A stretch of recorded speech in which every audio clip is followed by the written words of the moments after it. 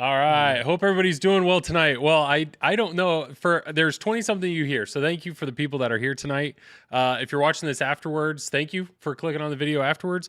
My name is Joel. This is the Flipping Out with Friends stream. It is Wednesday night. We try to do these streams every Wednesday from 10 to midnight Eastern Standard Time. What's unique though tonight is yesterday Stern revealed or put for sale, started selling Venom.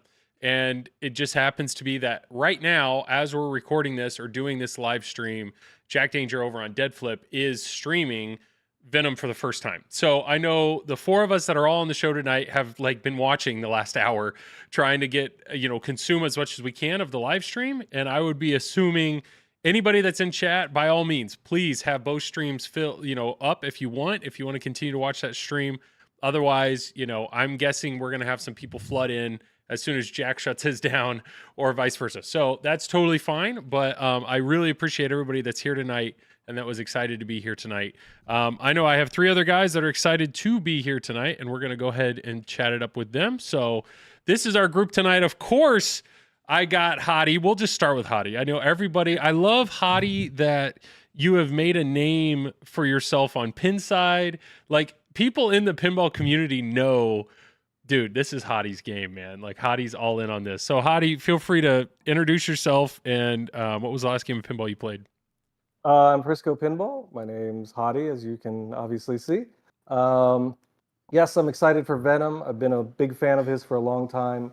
I'll say it again. The fact that a Venom pin exists is kind of surreal to me because it's not this global theme, global phenomenon. In the comic book world, it's pretty big. But, outside of that, it's a couple movies that have made some good money. So just to get a theme based on your favorite character in any sort of property, if you like Animal House, if you like The Little Mermaid, if you had a pin like that for you, I think you would understand why I'm so excited. But yes, I'm very happy. I've watched a little bit of Jack's stream. The gameplay looks amazing, and I'm excited. This will be my 6th pin. The last one I played was my 5th pin that I haven't premiered, but it's an old Bally. And yeah, what can I say? I'm very happy. The day is here. It got revealed, and we'll talk about it some more. So thank you for having me. And absolutely, and I have to give you huge props, Hadi, because there was like a kind of a blurry, not the best picture of the Venom Playfield that was actually kind of circulating amongst some people, and it fell into my lap. And I remember I reached out to Hadi. I was like, dude, you want to see it? And he said no. This guy showed restraint. He's like, no, I'm waiting till reveal day. I want to be surprised. And he has held firm to that. So nothing but respect for that, man. Yeah, I'm trying to not watch too much gameplay. I really want to go into it fresh. Stern, please push out those LEs if you can. Just get on it. Yep. But I'm happy to be here with everybody. I know we've got some Venom fans in this group chat, and I know everybody's excited to talk about what they've seen, the gameplay, the art, the rules, which unreal. And then if I can help with any Venom lore, I'm happy to do so. Yeah, awesome. Well, thanks again, Hadi, for being here. George, you are also in on an LE. So how has the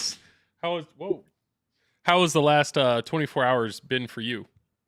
It's been exciting for sure. The artwork, the I guess everything leading up to the game, the fact that it's honestly just Venom. I know Hadi is kind of the go-to on Venom lore, so it's just been constantly pinging Hadi with all kinds of questions and expectations. It was awesome to have Dwight and Ray Day in the stream the last time and learn a little bit more about it. So it's just been fantastic to get these little teasers and a little bit more and a little bit more and a little bit more. And then finally the past hour has just been awesome. Brian and Jack knocked it out of the park, and that stream is it's wonderful. So very exciting. Yeah, and thank you for being here. I know I have actually shut down the stream. I just don't want to run out of bandwidth potentially, so I don't have it up anymore. So if the game does something crazy, please chat or somebody let me know. But I'm not watching it anymore. But I will definitely watch it, the second half of it, tomorrow when I get a chance. And the only change we made between last week, Sean was awesome last week talking about Fathom, and we were talking a lot about Centaur last week. The only change we made is we went from Sean to Mike. And the reason we went from Mike, we tried to make it difficult. He's traveling. He's in a hotel room right now. He's streaming on a bed. So Yeah. our views, I think, should go up, right? I mean, if you stream from a bed, I think things usually go better. Yeah. You guys are the ones on the bed. I'm just sitting in front of it. Yeah. So Mike Yes. is at Yegpin. Yes, I was hoping to actually be able to do all this from the Yegpin floor, which I did get permission to do, but things didn't work out with timing and whatnot. So we're doing it from here. This is the Airbnb. This is actually my room. Everything starts tomorrow morning. It's 4 days. It's a Pinburg style tournament, so we're gonna have 5 rounds of 4 games tomorrow. And then you'll be seeded into A or B division. And then Friday, you'll have another 20 games match play. And if you make playoffs, then you'll play playoffs on Saturday. So I believe it's going to be streamed on Death Save Pinball. So if people want to check that out. That's not what we're here for, but we are here to discuss Venom. Mhm. And I've been watching just as I actually still am watching. I have it here on my phone as well. So Yeah. I'm taking advantage of the bandwidth here at the Airbnb. So. Hey, do it, man. Yeah. And I know you are in on a pro. You were not planning on getting this game, but what was it? What was it that you saw yesterday during reveal that you're like, okay, I'm in? What? Well, okay. There's a couple of things, and they are things you actually might not actually think would be reasons why I would get it. Do we want to get into it now, or do we want to wait Go and get for into it yeah. after? No, that's fine. Okay, so one of the reasons is I really like the approach they're using with the code for the experience points and leveling up. I like the approach of being able to build up a character or whatnot and bring it with you to other games or play other games. I like the idea of the team ups, and if you don't use them one game, maybe I get a team up on ball 3 and I have a terrible score. Well, I don't have to use it that game. I can save it and I can use it my next game, right? So I like those types of features that carry over from game to game. And one of the reasons also is because of one of the musicians doing the music in the game for I guess it's Eddie Brock, Mark Tremonti. Mm-hmm. He's Alter Bridge, Creed. Anyways, he's fantastic. I love his music, so I'm a fan, and I really appreciate that he's in the game. Yeah, that's awesome. I know because you were like, I wasn't going to do another Marvel game, but I don't know. That's cool. That 2 things that you weren't expecting were what drew you into this. But what do we got? I see chat in here. So first off, Dwight, I see Dwight is in chat. I don't know how active, because I know he's being active right now in Twitch. I know Dwight's going to be more active as soon as Jack stream's over. He's going to be jumping in on this. But yeah, Stern. So Gary's playing and Seth Davis is playing Venom right now. That's pretty cool. Yeah. You guys aren't watching the stream. Brian, I would love to, but no, this is trying to fit this in. So we're going to have a little overlap here, but that's all right. I think we're going to have a good time here. Well, yeah, I just want to get this open. Here we go. Okay. So where do we want to start? Where do we want to start on the reveal? Maybe we just start with the art. I mean, that was one of the first things we saw. So let me get this going.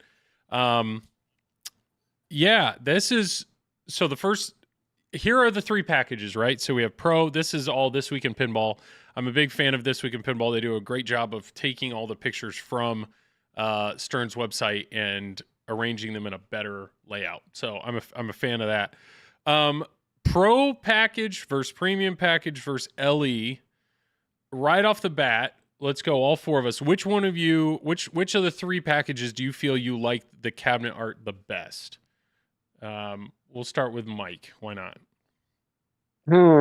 This is actually a tough one, and it's between the Pro and the LE. I really love that blue on the LE, but I really love that I love that purple on the Pro, and even just the T molding, the purple. Just that small added touch. They don't do it with all their games, but it really, really helps with the game overall with the color. If you put colored T molding, I do that to all my games. When Stern makes them black, I buy colored T molding and I match it to the game. Yeah. So I'm gonna say Pro. Actually, I really like that purple. To be honest, I was pumped when I saw the Pro. Like, I'm a fan of purple. I'm a fan of purple and pink. Or like TNA, like that screams, that is my art palette. I love it. So when I saw this, I was like, heck yeah. Like, to me, and this was something, we're probably going to get into this more, but even myself on Triple Drain and others we're talking, Venom he's black, like he's all black and white. So is this going to be a really dark playfield? How is this going to work? How's Zombie Eddie going to make this happen? And a lot of people said, well, even if Venom's black, a lot of the characters he's fighting or going against are very colorful. So I was very curious about this. And I will say what we've seen on Pinside is there are some people that are kind of upset about the art package. They feel like it should have been way more desaturated or way more black. But to me, I am a fan of this purple. That I really like that. I would say I would consider the LE as my favorite if it was this blue Venom on both sides. I don't know. Personally, I don't love when they split the cabinet. That's just my thing. But to you guys, we'll go to Nick. Or sorry, we'll go to George. George, you're in on an LE. What's your thought of the art package or thoughts on, let's say, with the LE? So before seeing the art packages, I would have assumed that the premium would have been maybe the most fun art package out there because they typically do bad guys on the premiums. So I was really expecting things to go wild, especially after Munsters. There was the black and white version of the premium. I was really concerned when I had gone all in on an LE. I had made a bad decision, but I'm kind of in the same boat between the Pro and the LE as being the best art. I think the Pro is fantastic. I love it. Love the colors. Pinks and purples, huge fan. I want really bright colors across the board. But the more I'm looking at the LE, and maybe it's a bit of, I don't know, confirmation bias is the right word, but like the fact that I have an LE, I'm falling more and more in love with it. And it's interesting because what you pointed out there about the fact that the cabinet got divided up, I actually really appreciate that. Sure, okay. I don't want the same thing on both sides. I love the fact that one side is dark blue and the other side is that same dark blue as kind of outlines on a thick dark red. So I think I'd have to say the LE. Yeah, I see what you mean. I mean, the armor kind of blends in here on the blue side. There are some people that are like, why'd they do dark blue armor instead of a black? Or I've heard some people say the opposite. They don't like dark T-molding because then not T-molding, dark powder coat because they feel like it's similar to the normal standard powder coat. But to me, this is the color palette I was expecting of Venom. This blue, it's just Venom, big and bold. That's what I was expecting this art package to be. And it makes sense to have the other side be so Carnage, like I get it. I get why they went this direction. And there's more, this is something that people don't really see very well, but it's not like it's just around the flipper button. Like this actual metal kind of squiggles all the way down and back like it's a torn, shredded piece of metal. So it's actually pretty cool what these side blades are. But yeah, Hadi, what are your thoughts, man? What are your thoughts on the art? I mean, echoing George's statement, I just love that blue side of the LE. That's what I was expecting for what it to look like. Yeah. And the fact that it's blended in, you've got the art blades that have the goo on them. I think they're mirror blades or dark mirror blades on the LE. The purple, I get the color palette there. And I really do like the T-molding. I think T-molding is such a small feature that really just makes whatever it is, whether it's an arcade pinball machine, it can just make it pop and make it look so much more inviting. But yeah, the LE is for me. I love the Venom versus Carnage split up, and the dark bluish black is what I was hoping for. And I'm really excited to see the trim up close and personal. The back glass, I do wish they had a different back glass for the LE, but all things considered, I can't say that I'm any way disappointed on what the LE trim came out to be. Premium, if I had to say something about the premium, I get why they included Spider-Man on the side, Black Suit Spider-Man, but I still would have liked for them to focus on Venom himself, because it's a Venom machine, and you see it's sort of Black Suit Spider-Man versus Carnage on both sides. Yeah. And I wouldn't have made that choice, but again, I'm going to preface everything I say The fact that a Venom machine exists, I'm extremely happy. But seeing that this is a Venom pin, I probably would have had maybe Black Suit Spider-Man behind Venom, them teaming up to take on Carnage, especially because this looks like it's based off Absolute Carnage, and that's sort of the whole crux of the first half of the series. And yeah, it's Ellie for me, but everything about the art is really nice here. And I get the complaints that I've read up from people saying, hey, it should have been darker. It should have looked more like maybe Stranger Things with those dark tones. But when you look at all the characters you're including, it's such a rainbow of a rainbow spectrum of like the Life Foundation symbiotes. They're different colors, so it makes sense to try and brighten it up and bring them all in and bring the whole palette in. And it works. It really works here. I think I think we're almost getting to the point of spoiled, where Zombie Eddie, like, his art is so consistently great. So, to nitpick at this point. And what's interesting is nobody complains about what he's drawing. Kaz, man, thank you for the super chat, bud. Nobody complains about what he's drawing or how he's drawing it. It always comes down to color palette. That's what that was the biggest complaint that people had with Godzilla. They're like, no, Godzilla, it's a black and white show. It should have been super desaturated. It should have been grays. It should have been, and people had all these renderings of just taking the normal Godzilla color palette and desaturating it and toning it down. And to me, I get why he goes this direction, because this is eye-catching. This is what's going to pull you in at an arcade, or pull you, this is a standout piece. I get what you're saying, by the way, Hadi, about I had not even thought about the fact that this is more of a Spider-Man on the side of the and I will say, to the people that are complaining, you've got to take a look. Like, I understand we've just had a Zombie Eddie pin, so people may see it and be like, oh, look, it's the same sort of design. Well, yeah, that's the artist. But look at the character models. If you're going to do Venom comic art, you've got to try and capture that sort of viciousness of the characters in the series. And one of the greatest pieces about this whole playfield that I love is the shoot again, and Venom sitting there between the flippers. That is exactly what I want to look at. Like the background behind me, the reason so someone posted this on Pinside. This is what I want to look at when I see a Venom pin. And that's what he's sort of captured on this playfield. I see it right there between the flippers. And then you look at the character models of all the other side characters or symbiotes, and they're all like really well done.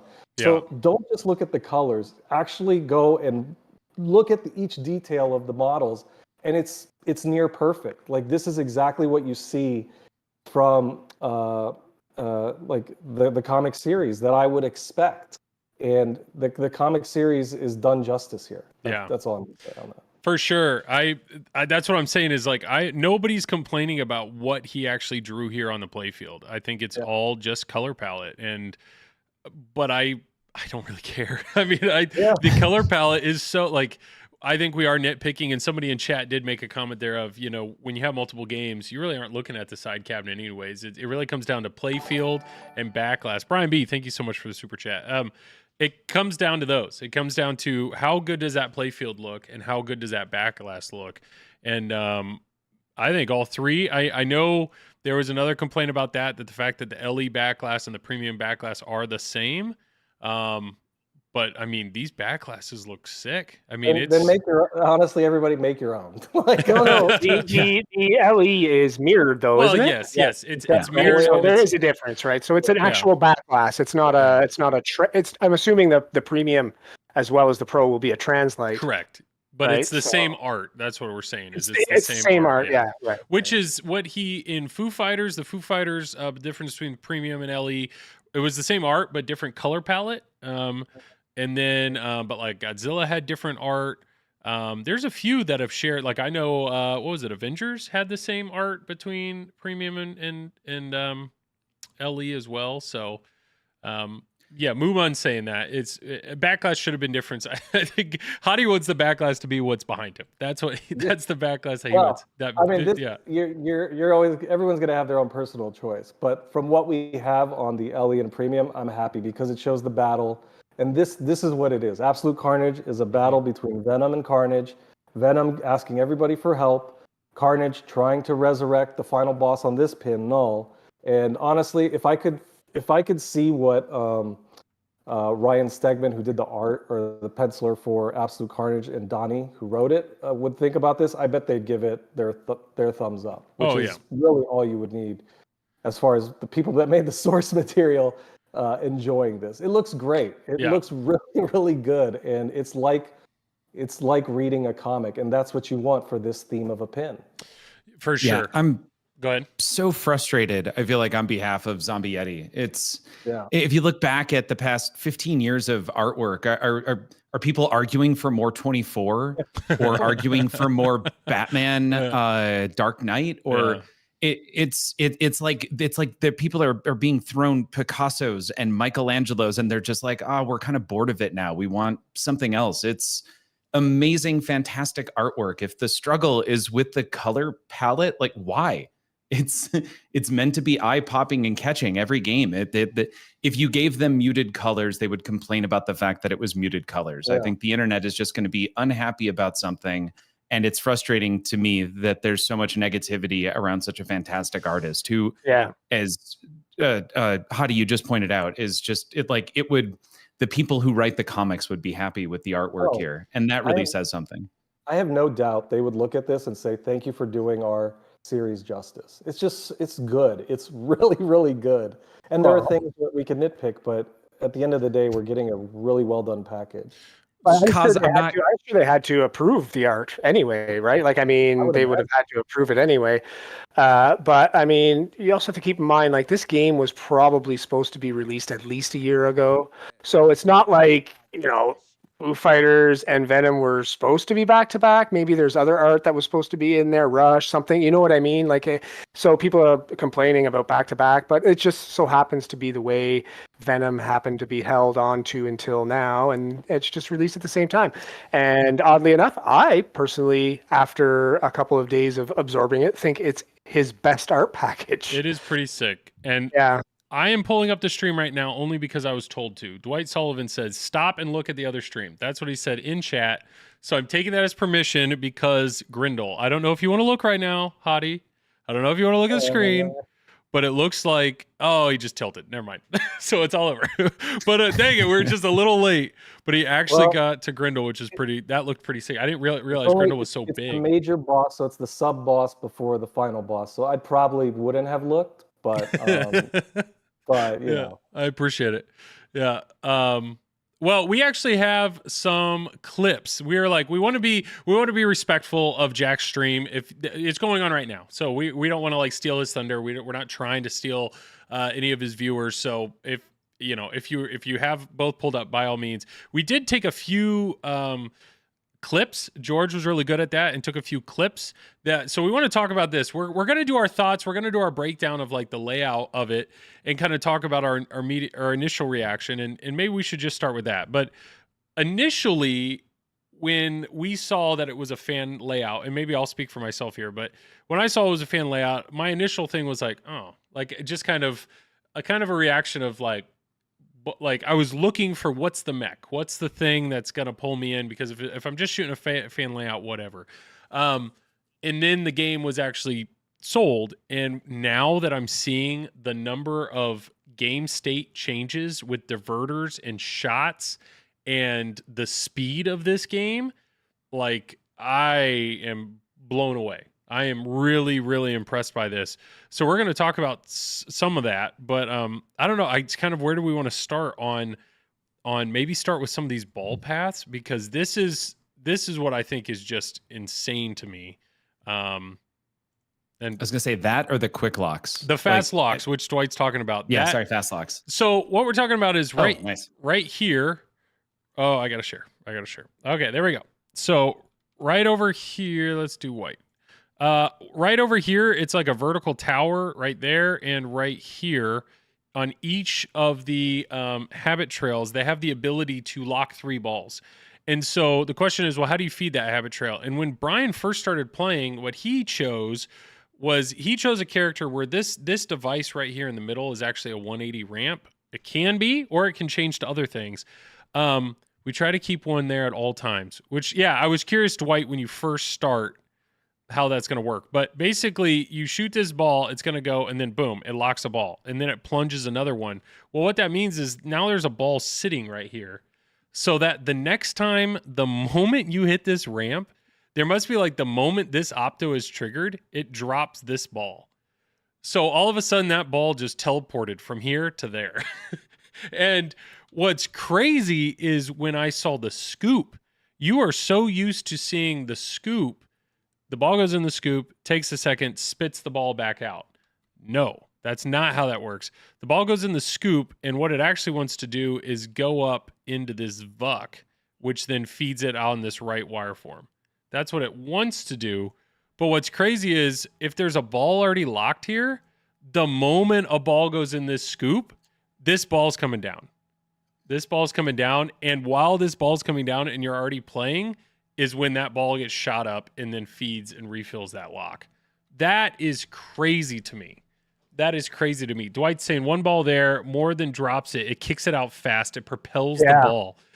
And there's a kicker there. Yeah. I noticed, right? Like seeing the pictures and whatnot, you're like, okay, well, I wonder what that does. Is it just a staging the ball? You know, it drops down like Avengers or something, you know, where it just kind of goes across the playfield and kicks out. Maybe it just hits that, drops down, comes out. And then when I saw it kicking it out, I was like, wow. Especially from that scoop, like you mentioned. The instant it hits that scoop, you got to be ready. It's on your flipper. The first time I played, it's like Rick and Morty, the teleport, right?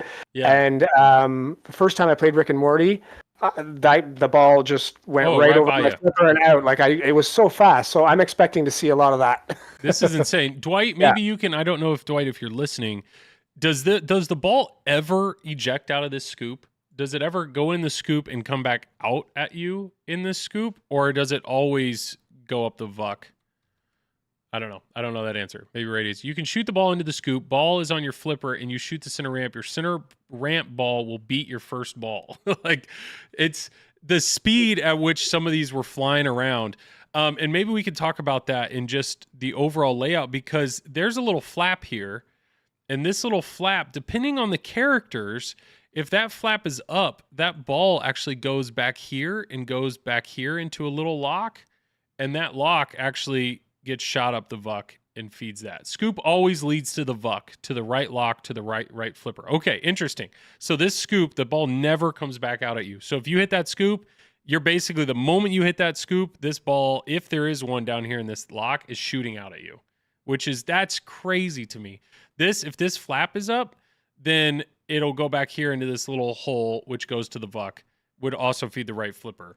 But I saw, depending on this 180 has the ability to rise up and be like a little ball lock, or it can rise up again and it opens up this path to basically mean if you shoot this, it's going to come flying out back at you like a horseshoe.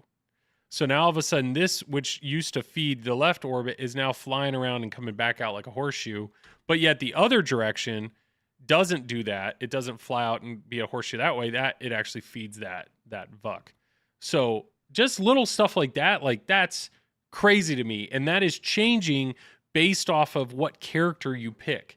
So depending on, I'm guessing the more you learn, not modes, because it's not a mode-based game, but depending on where you are in the game, you're going to want to do something different with the orbits there. Unless you have an extra ball or multi-ball start or something like that. Oh, then it'll hold the ball in the scoop and let you... Jump? Yeah. The sort of the jump ramp or the flap ramp, I think it also feeds around the left orbit too, right? Like it does three different things. If the flap is down, then the ball is going to go up that flap and then it goes around and it feeds this all the way the left orbit. For one host, there's another host though where the flap is down and an up post comes up back here, and the ball, when you hit this, it instead feeds the pops. So it's like a whole nother, I think he said like Spidey, if you hit that shot, it feeds the pops, while somebody else, it goes all the way around as a left orbit shot. So that is crazy to me, that this is, not only does this middle shot basically do three things, this shot over here has the ability to do three different things. One being feeding the VUC, one being feeding the left orbit, or one being diverting into the pops. And then I think he said there was something else with this. The right orbit has two. The right orbit can also stop. Yeah. the right orbit can stop and go into pops. Can it go into the lock too? Is there a post there, or how does it go up that ramp and into this scoop? Like, how does this I flap don't ramp know. feed the scoop? But Is these there are like yeah. go ahead. No, is there like an up post or something there that drops the ball into it, or? I don't know. George had a question. No. Oh. I just wanted to jump on. I have so many thoughts and ideas around around what we're describing right now. I love all of it, but I don't want to interrupt. No, so it does make me wonder though on the pro. Like that's the one thing is the way that they were describing how so many of these shots change based off of what host you pick. How do you replicate that in the pro? Like because that whole center mech isn't here. So it to me is this, and maybe this is something Dwight can answer, I don't know, but is this something where, is this a horseshoe that's both ways every time? Or is it a horseshoe if you go this way and it comes out, but if you go that way, it feeds the vuck? I don't know.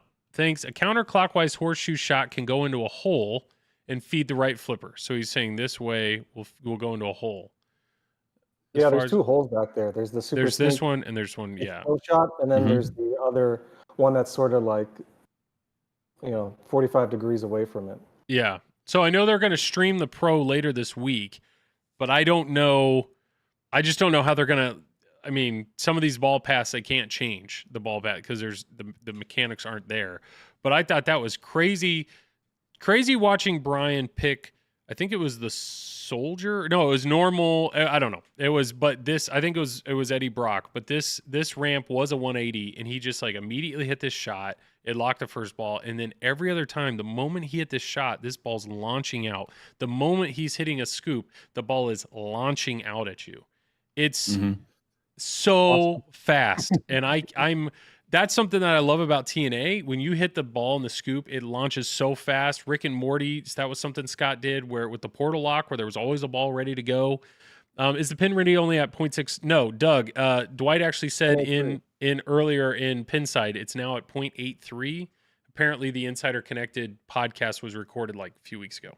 But the portal lock in Rick and Morty, the way that launches the ball at you super fast, like I was not on the initial. I don't know about you guys. On the initial viewing of this layout, I don't think any of us were thinking this game's going to be like crazy fast. I don't think anybody thought that. Nope. But George, what were you? Okay, so what excites you about all these shot paths or diverters? Okay, go for it. I want to reference really quick Jurassic Park, and I want to start there, and then I'm going to use that to reference what is so awesome about what I'm seeing here, which is that in Jurassic Park you have in the playfield you have a map across the base that shows you how you're progressing towards the visitor center, right? And what's great about it is there's these little turn left and right things. And what corresponds with Jurassic Park is the direction the Jeep, or what I call the not a Jeep, is pointing. So you have a physical device on the playfield, an interactive toy that now interacts with the lighting and the playfield itself. And then what you add is another level of immersion in Jurassic Park when you have this first person point of view on the LCD where you're actually driving the vehicle. So now you're changing the direction of the vehicle you're driving, and you're seeing your progress actually change on the playfield. It's this weird 3-part immersion. And I'm seeing that here in Venom in 3 different ways, which is really cool.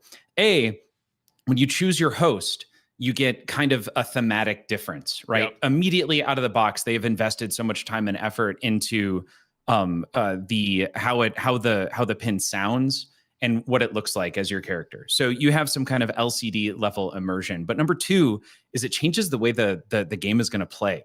So you have immediate state change that impacts. I'm going to give you an example. What I saw is that when Spider-Gwen or Gwen Stacy was chosen, the game was more flowy. So there was the really quick horseshoe, and the right ramp seemed to go all the way around as opposed to stopping and hitting the scoop and coming back the other direction. So it felt a lot more flowy as opposed to standard Venom, which had the automatic return on the middle, but the scoop kicked out and you got a quick kick out over on the right side. So you have a level of the game actually plays differently. But then you have number 3, which is really odd. And it's something I think I'm going to struggle to wrap my head around, but something I'm really interested to get into, which is the fact that in order to progress through the game, you have to act like the symbiote and switch hosts and know when to switch hosts to do certain things. in order to accomplish certain other feats. It does that same 3-part level immersion that I think Jurassic Park nails so perfectly, and it does it in a very different way. And that, hands down, I think is what I started to see and started to get really excited about. Yes, that's something I was seeing just in a little bit of gameplay I was able to watch.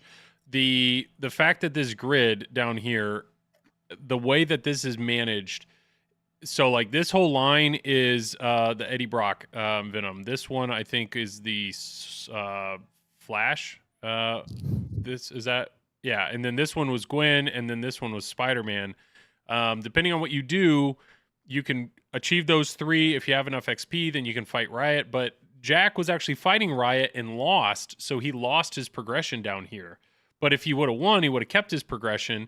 And at that point, it makes sense to go ahead and switch hosts to try to do progression for another guy. And then if you get 4 of those things filled out, you get those perks. So they're strategizing there. Like I saw Nick, when he was streaming, he basically said, well, he starts with this guy because he wants to get the flamethrower like as soon as possible. So there's a ton of strategy here on how you play through it. But then depending on the multi-ball, the way that he did that, he actually got credit for 2 or 3 bad guys that he defeated in that multi-ball.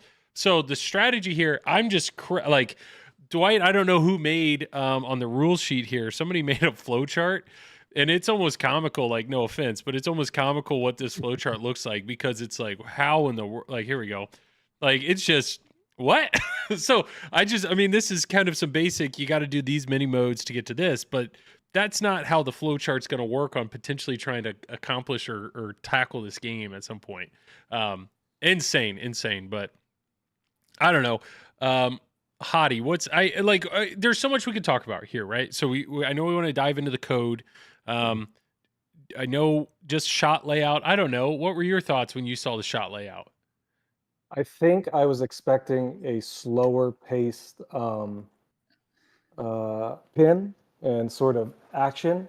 Mm-hmm. And I think everybody that gives it a chance to enjoy and watch that fast lock system work its magic is going to be very surprised. It reminds me a lot of how surprised I was at how fast Game of Thrones was. Okay. Because some of those shots just loop around and you get it back. So mech wise, playfield wise, I'm happy for the fact you can sort of terraform the playfield on the fly, picking your different host, and they're going to lean into that, choose your host, change the game tagline. That's like they're bashing into people, but it's for a good reason, because you've got that grid, and those grids give you the perks, and as you level up, you're sort of doing these battle modes to get to the different bosses, and then once you start completing all of those, you get to the major boss, and then once you've hit all your modes, you get to the Null and Clintar multi-ball. But I got to tell you, switching up that, or being able to decide how many balls you want for Mayhem multi-ball, yeah. Sort of figuring out the risk. Because one of those grid prizes is, I think it's extra ball save. Yeah, so, upper right here, yeah. Yeah, so like if I've got 4 balls locked in the Mayhem multi-ball and I've got my extra ball save, I may press my luck and go for the 6 balls and try to really maximize that out. It's going to be what we want as far as a beginning attempt into RPG level play into a pinball machine making those sort of difficult and calculated decisions. And I really enjoy the fact that someone could just walk up and see these kind of cool mechs changing the play field. Like that is, again, my favorite pin of all time is Whirlwind. All it took to impress me was a fan on the top of the pin blowing air on me. So this is like, for this new generation of hopefully younger pinball players, I'm hoping this is that moment for them. It is wonderfully sort of done as far as new ideas. There's going to be some stuff that they're taking from prior titles, like the uplift targets on the doppelganger. The dangly targets? Yeah. Yeah, so I think I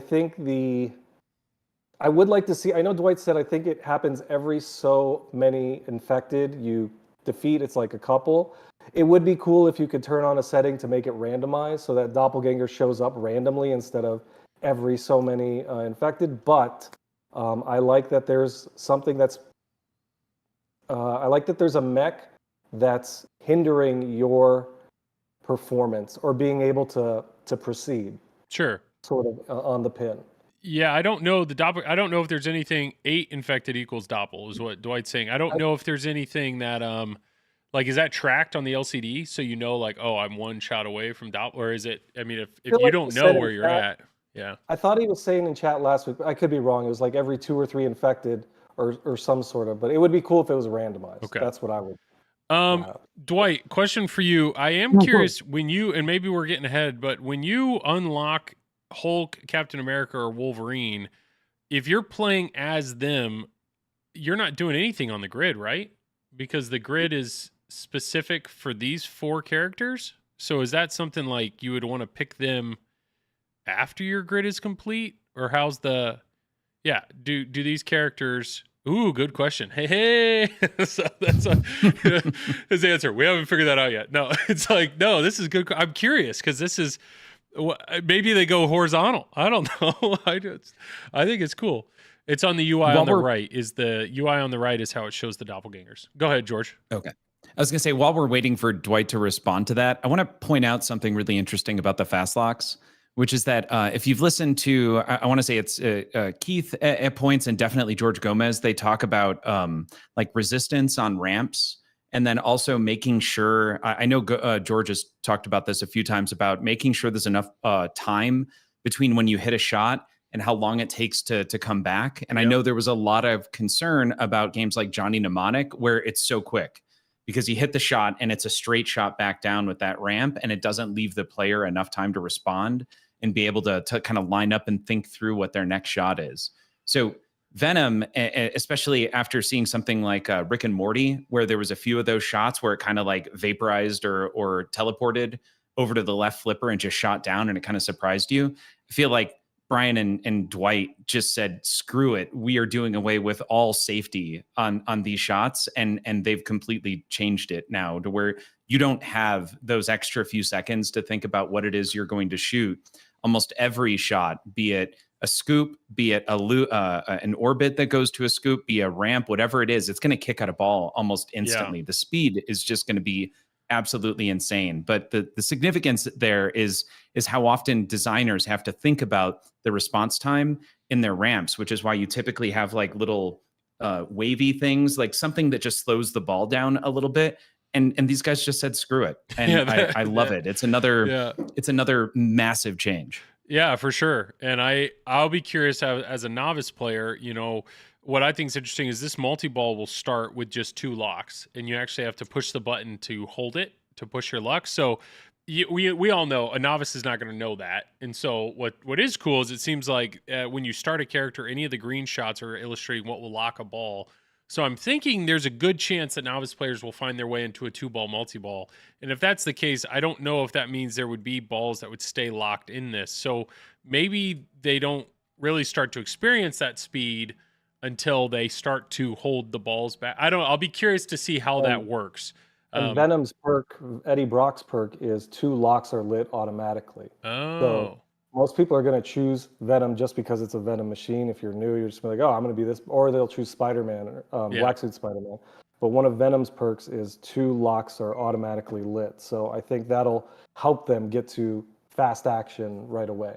It's like the Donatello of of Venom. The Donatello of Turtles, yeah. There's definitely, it's cool to see.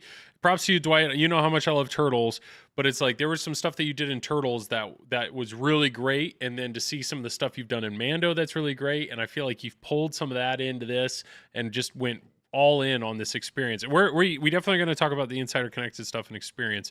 But Dwight actually answered the question here that I had asked earlier about Hulk, Captain America, and Wolverine. So Hulk, if you're playing as Hulk, instead of having 1 column, you have 2. So you have the 2 left columns.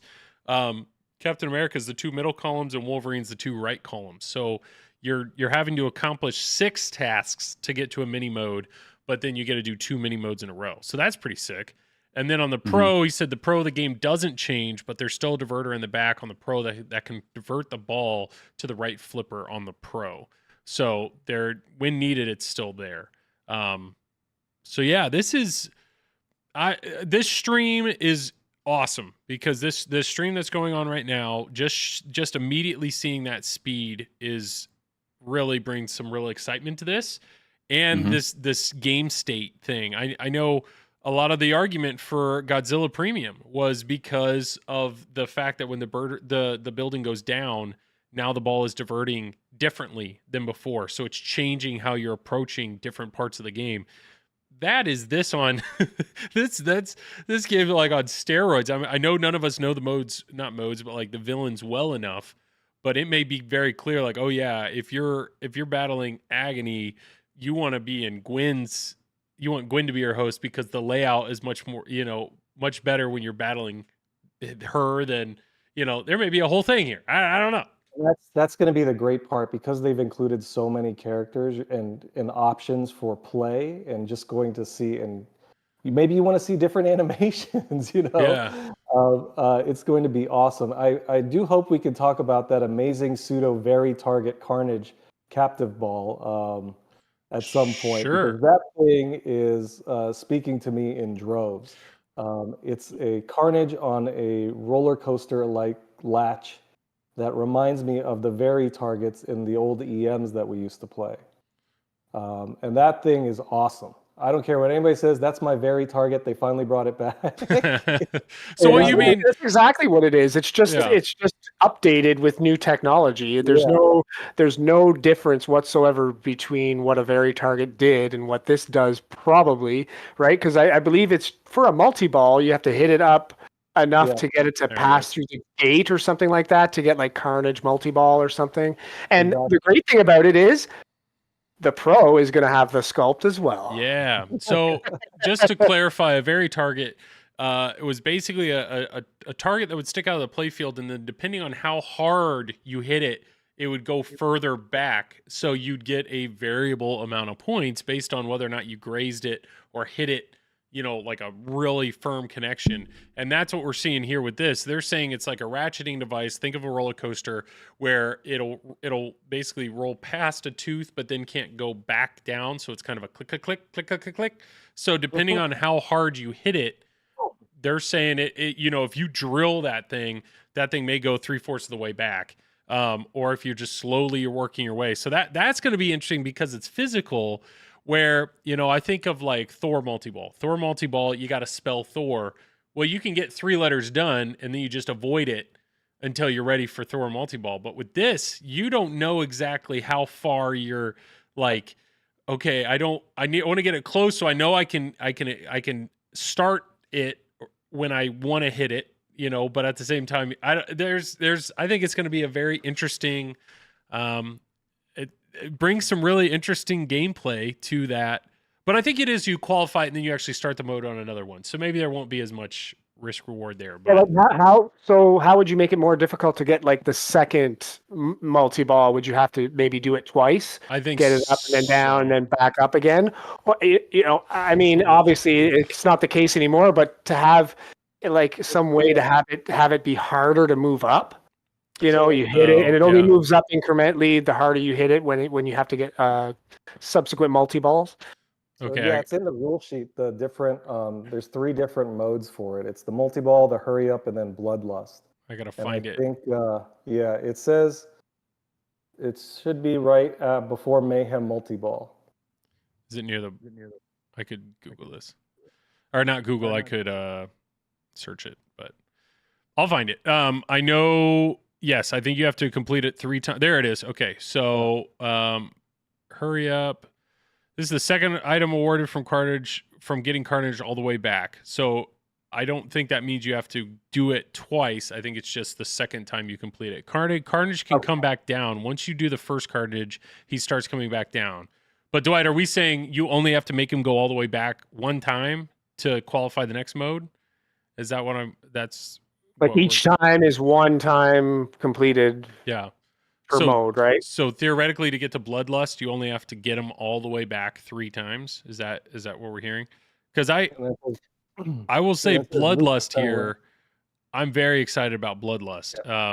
This is the 3rd item awarded for getting Carnage all the way back. Once lit, the player can start by shooting the right ramp. You have to get him all the way back, but he may fight you and he's still typing.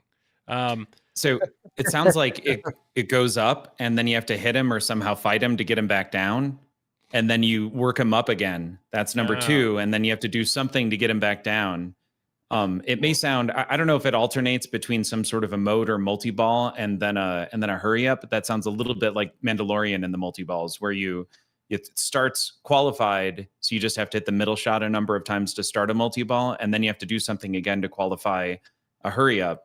And then once you're done with the hurry up, you can begin to requalify the multi-ball. So it sounds like maybe a similar lineup there. So when I was looking at at the beginning of the stream, when Brian was talking about the game and the mechs and whatnot, and he showed that mech, the mech was all the way at the back, and he stuck his finger in and he pushed the button and it went down. He pushed something in there and it went down a little bit, it went down a little bit, it went down. So I'm wondering if later on you're hitting him up, if the game release him and make him come back down. That's what incrementally, not just from top all the way to the bottom, but maybe you get it close to the top and then he hits you with an attack, so he comes back down a little bit, that sort of thing, making it harder to get subsequent modes after the first one. Dwight saying each hit makes him move back. It might take lots of shots and it might take one. Then after the first multi-ball, the mech can is what he's saying. So that's what I'm thinking. Okay. So bingo. So Dwight, it's not like it's just a coil that just like drops the mech all the way down. You're saying there is some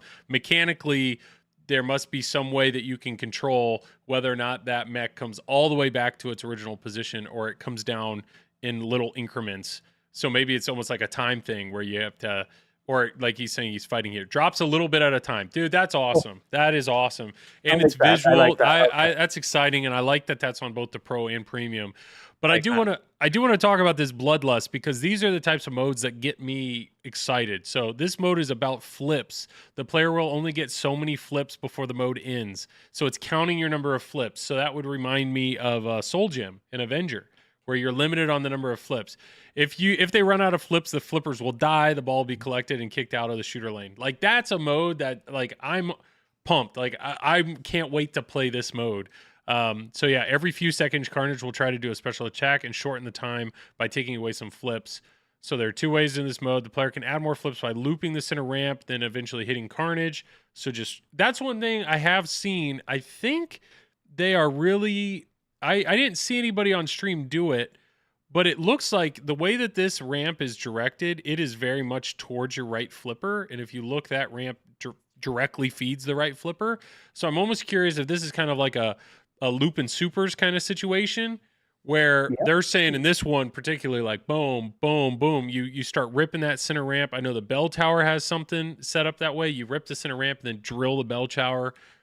Or in this particular situation for the Bloodlust, you're going to be looping that center ramp and then boom, you want to drill Carnage. That's cool. That's that center ramp. Yeah, that center ramp is like Game of Thrones center ramp. It's almost in the exact same spot. I know I believe it is backhandable. I think that we have a clip of it somewhere, right? Of the backhand of it. But it just looks like it's in such a sweet spot, like you said, to just be able to keep looping it. And if you have a ball locked in that as well, I believe that'll also kick the ball sooner out as well, right? Because that center ramp feeds the same wire form, so that center ramp will kick out. Game of Thrones did the same thing, but Game of Thrones, the ball would stop, and then the mech would open up and then would release the ball. Whereas in this case, it's releasing the ball as soon as the switch is hit. So George took all these clips for us. So once again, respect to Dead Flip and the stream that he did. Obviously, these were all done on his show. But he said this one is okay. So the left ramp that's that clip. So the left ramp, he just backhanded that. That's what this clip is. So the left ramp is backhandable. That looked, with speed too, because that's a 180 ramp. So that's not exactly easy to do. By the way, look how quickly it kicks out the ball again to the left flipper as soon as he backhands it. It's insane. Yeah. And it like just launches it. So that as soon as this opto up here is triggered, and you got to think about it though, they must have put that opto in a position where they know the ball can only go down the wire form. Like, there's no way that you just kind of, daintily hit it and then it possibly roll back down and accidentally kick out another ball. So yeah, you're right. The speed at which it hits that ramp and then immediately kicks out the next ball. So, boom, and then it's the ball hadn't even settled in that little lock, and the ball's already flipped away on your left flipper. Fast locks Yeah. for life. I don't want to pin without fast locks from now. Well, that's I don't another wanna one right take here. those. Right here. Look at what he just hit. Okay, I think he hits the scoop, and look at how fast the ball. So from the right flipper, yeah, scoop, and the ball is there. The ball is already on his flipper. So quick. Yeah. Can you So here slow we it go. to 0.25 speed? So Yeah, we can see- yeah. No, you just need to just catch up with us, Hadi. Yeah. All right, here we go. So right there, it's in the scoop, and the ball is already out. This is at 0.25 speed.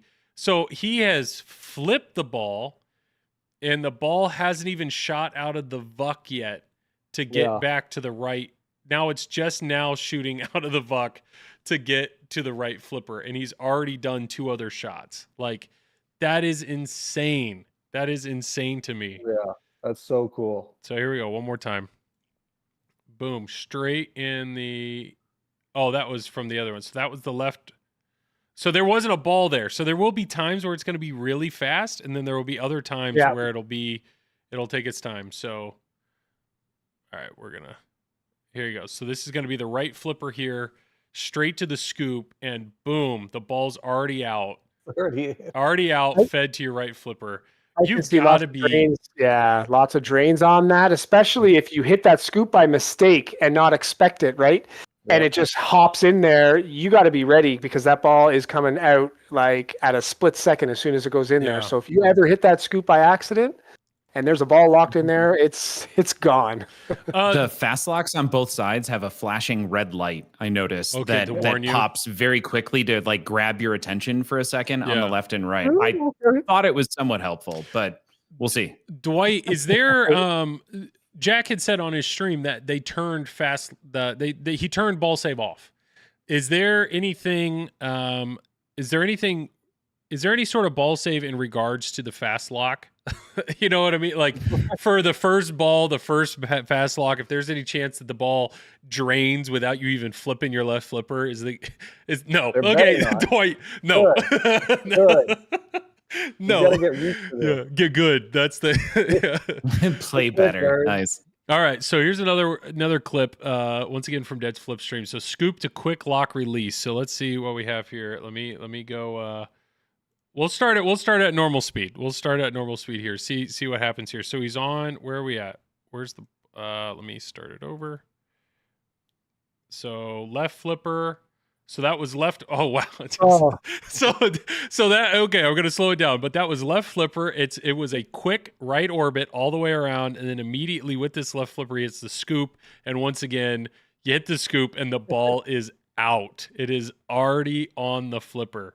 So here you have to slow down the video. Like just think about that for a second. So here's the scoop, and boom, the ball's out. That is so fast. So fast. So let's see this. Okay, so he's going to go left flipper here, left flipper to right orbit. Here it goes all the way around. And the fact that he immediately drills the scoop, and boom, it's out of the fast lock. No time to think. Unbelievable. Unbelievable. Is there a I wonder about that bell tower shot. So he did flick the bell and said it was a real bell. Yeah. Is there something in there that target, you know, like the Icarus target on Zeppelin that pops something up or something when you hit that stand up that comes up and hits that bell? Is there something that kind of makes it rattle, or is it just the vibration of hitting the stand up? No, it wouldn't be like a coil. Like Led Zeppelin, yeah. Like shot, the jumping frogs. You just hit the target and the thing bounces up. I wonder if there's something like that inside the tower that hits the bell.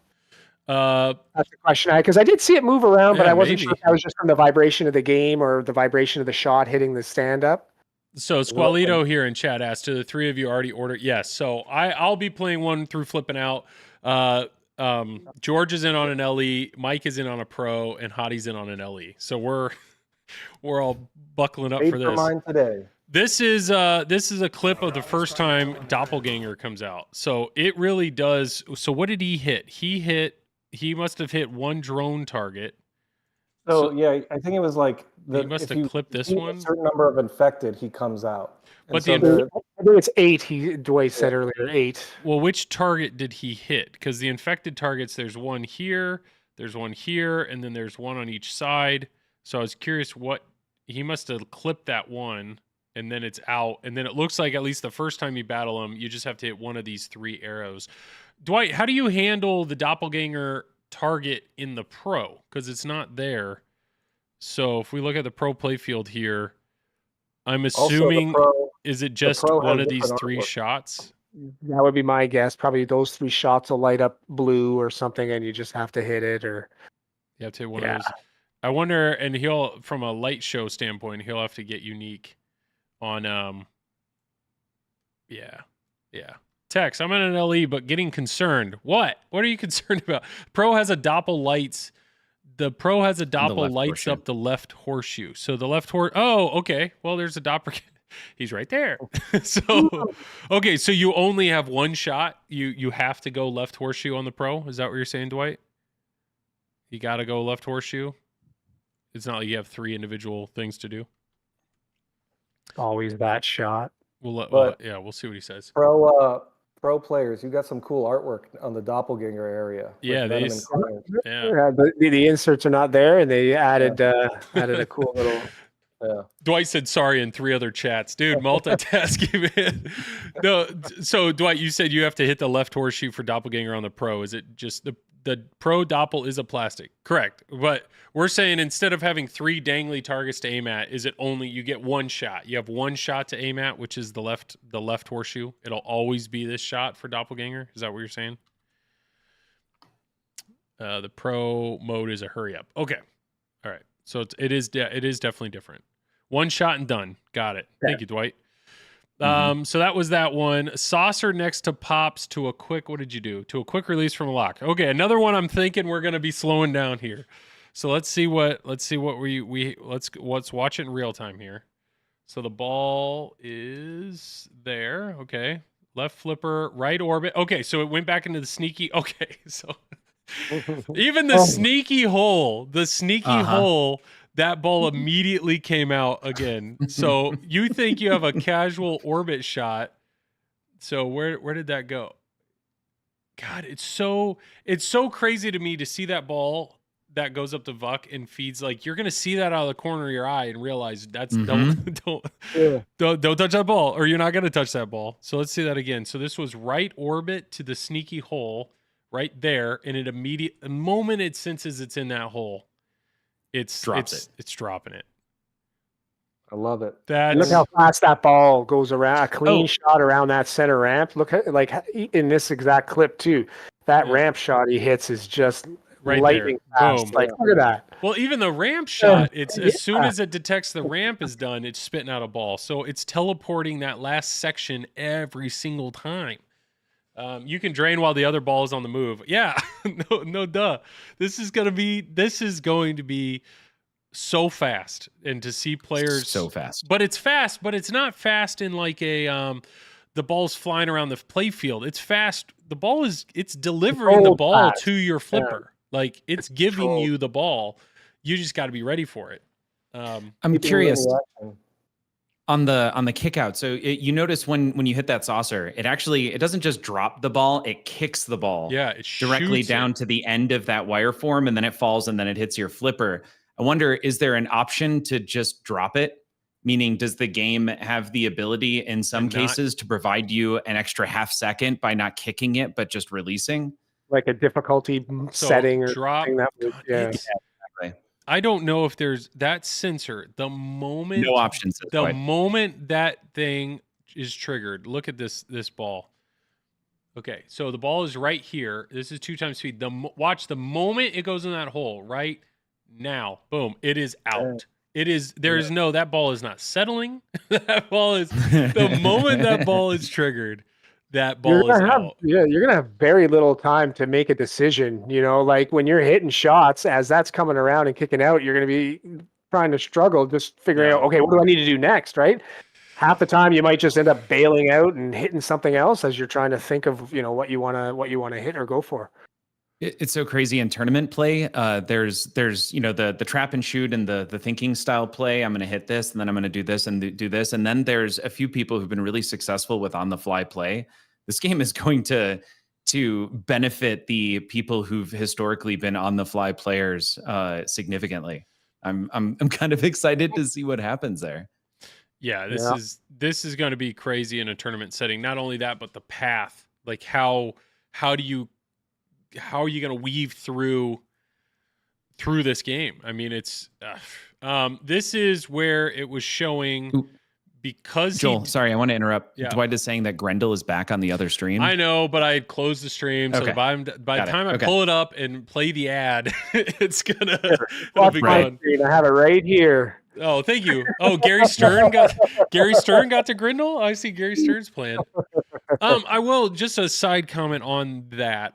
The XP system, I think this is really clever because what that means is it almost guarantees that every home owner of this game at some point should be able to battle these wizard modes, because if they grind and grind and grind countless games and build enough XP, regardless of your skill level, there should be a point where you have achieved, because all your progress is saved. There should be a point where you achieve or have that opportunity to fight the bad guy. And I think that's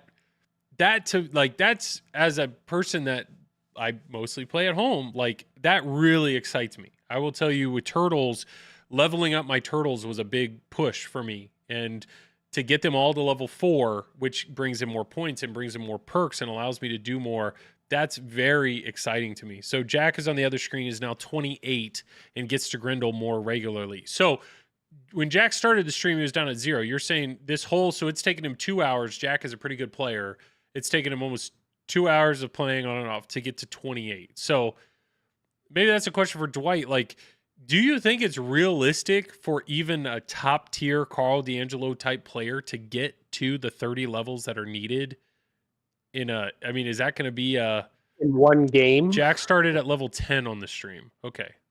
Co-op, it'll be a great example for that, because co-op, I'm assuming you're sharing progression and experience, but I also assume for tournament play, you're going to have everybody start at level 0. You can't just walk in with your level 25 and log in against somebody who's got like level 3, right? Because then that doesn't really make it fair. And for the people that'll naysay that, you have to earn your way to the wizard mode. Well, guess what? There's something for you. It also tracks how fast you get to know with the speed run timer in the top right. You can see it right here. There's something to award you or reward you for playing well, leveling up quickly, and getting to null and beating it. And then you also have that logged in as your speed run time. So if you like anything about speed running and you watch retro speed running on Twitch or anywhere else, then that's a great addition here. And it'll track it right for you, right on your Insider Connected. You can keep your record of your fastest. I think did it show your last time and your best time, or is it just your best time? I'll have to look. I'll have to pull up Insider Connected, because Dwight, the question was, okay, it has co-op play, which is really interesting because you share your mini modes. Yeah. So Dwight, I was assuming co-op, you share your experience. Speedrun, I see speedrun is counting like time. Does speedrun also track how many games that it took you? Because that would be obviously like something you'd want to show, right? Like, well, I did it in one game, or I did it in, maybe it tracks the number of balls. I don't care. This my speedrun, I'm telling you, I'm going to stream this thing for months, and I may finally get, I don't care if it says 30 hours. I don't care. Typically with a speed run, if it's anything like the video game speed running community, you'd have to do it in one game. It's only a one game, one shot thing. It's not a carryover. Right, to count. Dwight's saying it doesn't track games. Yeah. But so it's just time. Yeah. This is him. Go ahead. Oh, sorry. On the tournament play. Sorry. I know this is never going to happen, but why force people to start at 0? Because you mean no, I get it. Yeah. So everybody should be at level 99. If you haven't taken the time to get your character up to level 99, that's your fault, man. Put the time in. That's your fault. Why aren't you Yeah, on but the really, though, I mean, okay, so we say this as owners of games, okay? Yeah. So Yeah. now put yourself in somebody who doesn't own the game, but is a tournament player, right? You're saying, well, too bad, so sad. I got my Venom to 99. The day the game came out, and you're at a tournament like the week it comes out, and this guy's like level 3 going, I can't do But anything. But that's how a lot of games work online. Like a lot of video games work online. It benefits the people who are there on launch day, who took days off of work and leveled up, and suddenly they are way higher than everybody else. They got that beneficial start. I guess I'm just pointing out that concept is not foreign to the gaming community to benefit the people who put the time in.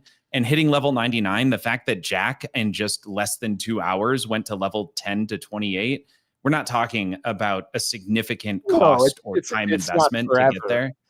I guess I'm more than anything playing devil's advocate on that than being serious. And that's a fun thing, especially if you're playing with your friends. You got your bragging rights or whatever, right? But I do think in a especially when you're talking about like IFPA stuff with tournaments, there is no way I can see them allowing you to bring in your 99 character against level 3 or whatever. Well, I did hear Howard walks in with a 99 and Mike walks in with a level 4, and I'm like, yeah, what I did think was cool is I did hear on stream there was a comment of, is there a way that you can keep your Insider Connect progress but yet also have the ability that when you start a game, if you want to start from scratch, you can do that. Like that's my only thing in Turtles right now is I've leveled up my characters. I have all my characters leveled up, but for me to start at level 0, there is an option, but it like removes them. It would remove my levels from my account permanently. And I don't want to have to level them up again. So what they were saying in this is they're looking at it having an option of like start from the beginning or continue, when you log in with Insider Connect. So you'll have the ability continue where you left off, because I almost think if you get to Kroll, right? And you don't Kroll. No. If you get to Null and you don't beat him, he's still there waiting for you to do again until you beat him, but Null. So is that, if you want to, I don't know. I think that's cool that they're giving you that option. Do I want to get back to where I was, or do I want to start over? That's going to be Kroll. Yeah, Kroll's something totally different. All right, this is what I just pulled up Insider Connected. If you want to look, Insider Connected has added all the achievements for Venom, but this is new. This is a new thing right here, which is progress. So progress, this is actually keeping track of where are you at with your XP. It looks like it goes up to 115 is apparently where you go, but it'll show this. So, knowing, okay, I'm in level 10, so it's easy for me to get to my minor bosses, or Grindel's already loaded up. So this is something you can track over time. This is pretty cool that you can flaunt that. Like, oh yeah, I've beaten Noel multiple times. I have all 3 of these guys unlocked. It'll keep your last speed run and your best speed run. That'll all be in there. So last time you beat Noel versus your best time that you beat Noel. 115 is the XP needed to get to level 2. So it goes out. Okay. So 99 is where you lock out. So this is showing me level 1. That's where I'm at. So to get to 2, got it. And then these team up characters, I think this is, so any unplayed team up characters will carry over to your next Insider Connected game, and you will have a green unlock symbol. So there must be something that you're doing in the game to qualify the team up character. But if you happen to drain or you don't have a chance to use them, they're just sitting here ready for you to use them next time. Correct? When you beat Noel, your level and XP and speed runs reset. Awesome. Oh, cool. Awesome. So your XP and so to get to 99, is that you almost have to purposely grind to get all the way to 99, but you don't want to beat Noel, right? Like you want to just keep building, right? Is that the thought? Because you only have to get to 30 XP to actually get to Noel.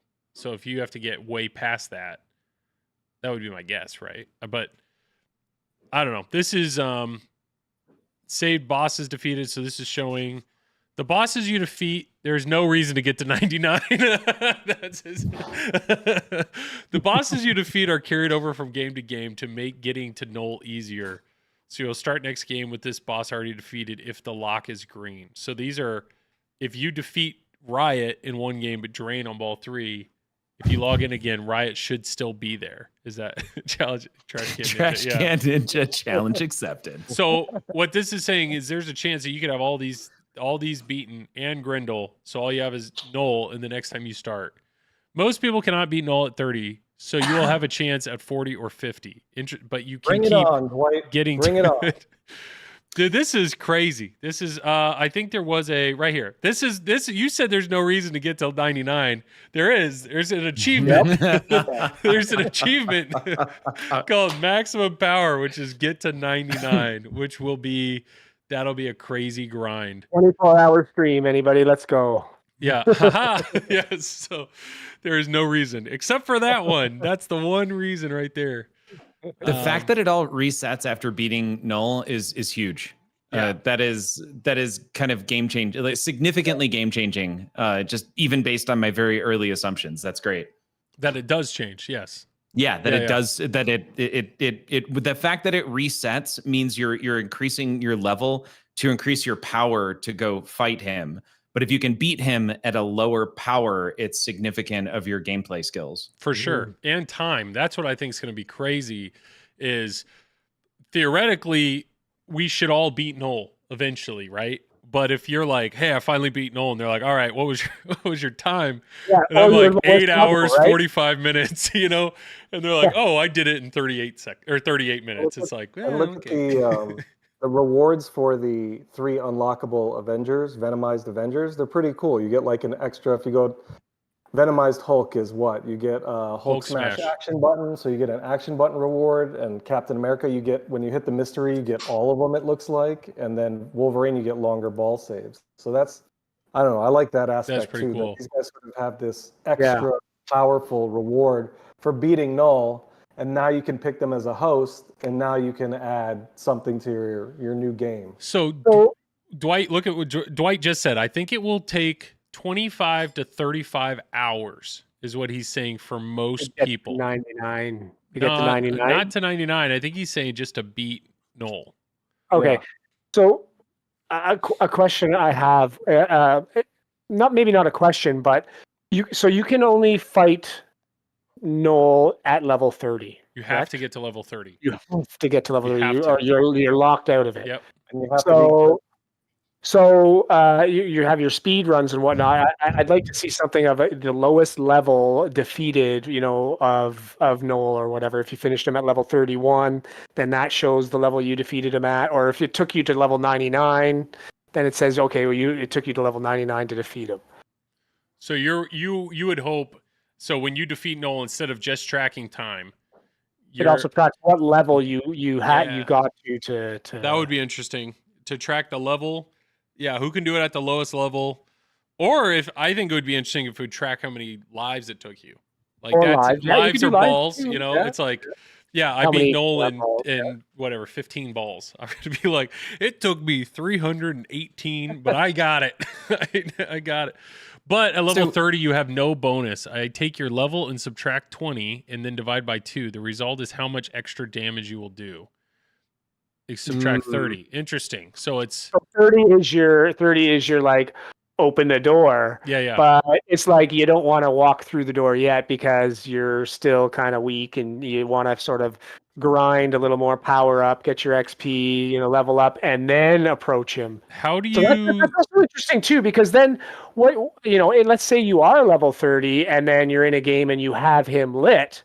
Yeah, that's what I was gonna ask. Yeah. Do you just go at him at level 30, or can you like grind a couple levels out, try and get a bit of bonus damage, and then start him? That was gonna be my question, Dwight. How do you start Null, and is there an option to wait? Like, can you push and hold the action button and be like, no, I need to get more XP, or do you just keep fighting him and that's how you're gaining XP? I mean, is that you fight him and lose, but that's okay?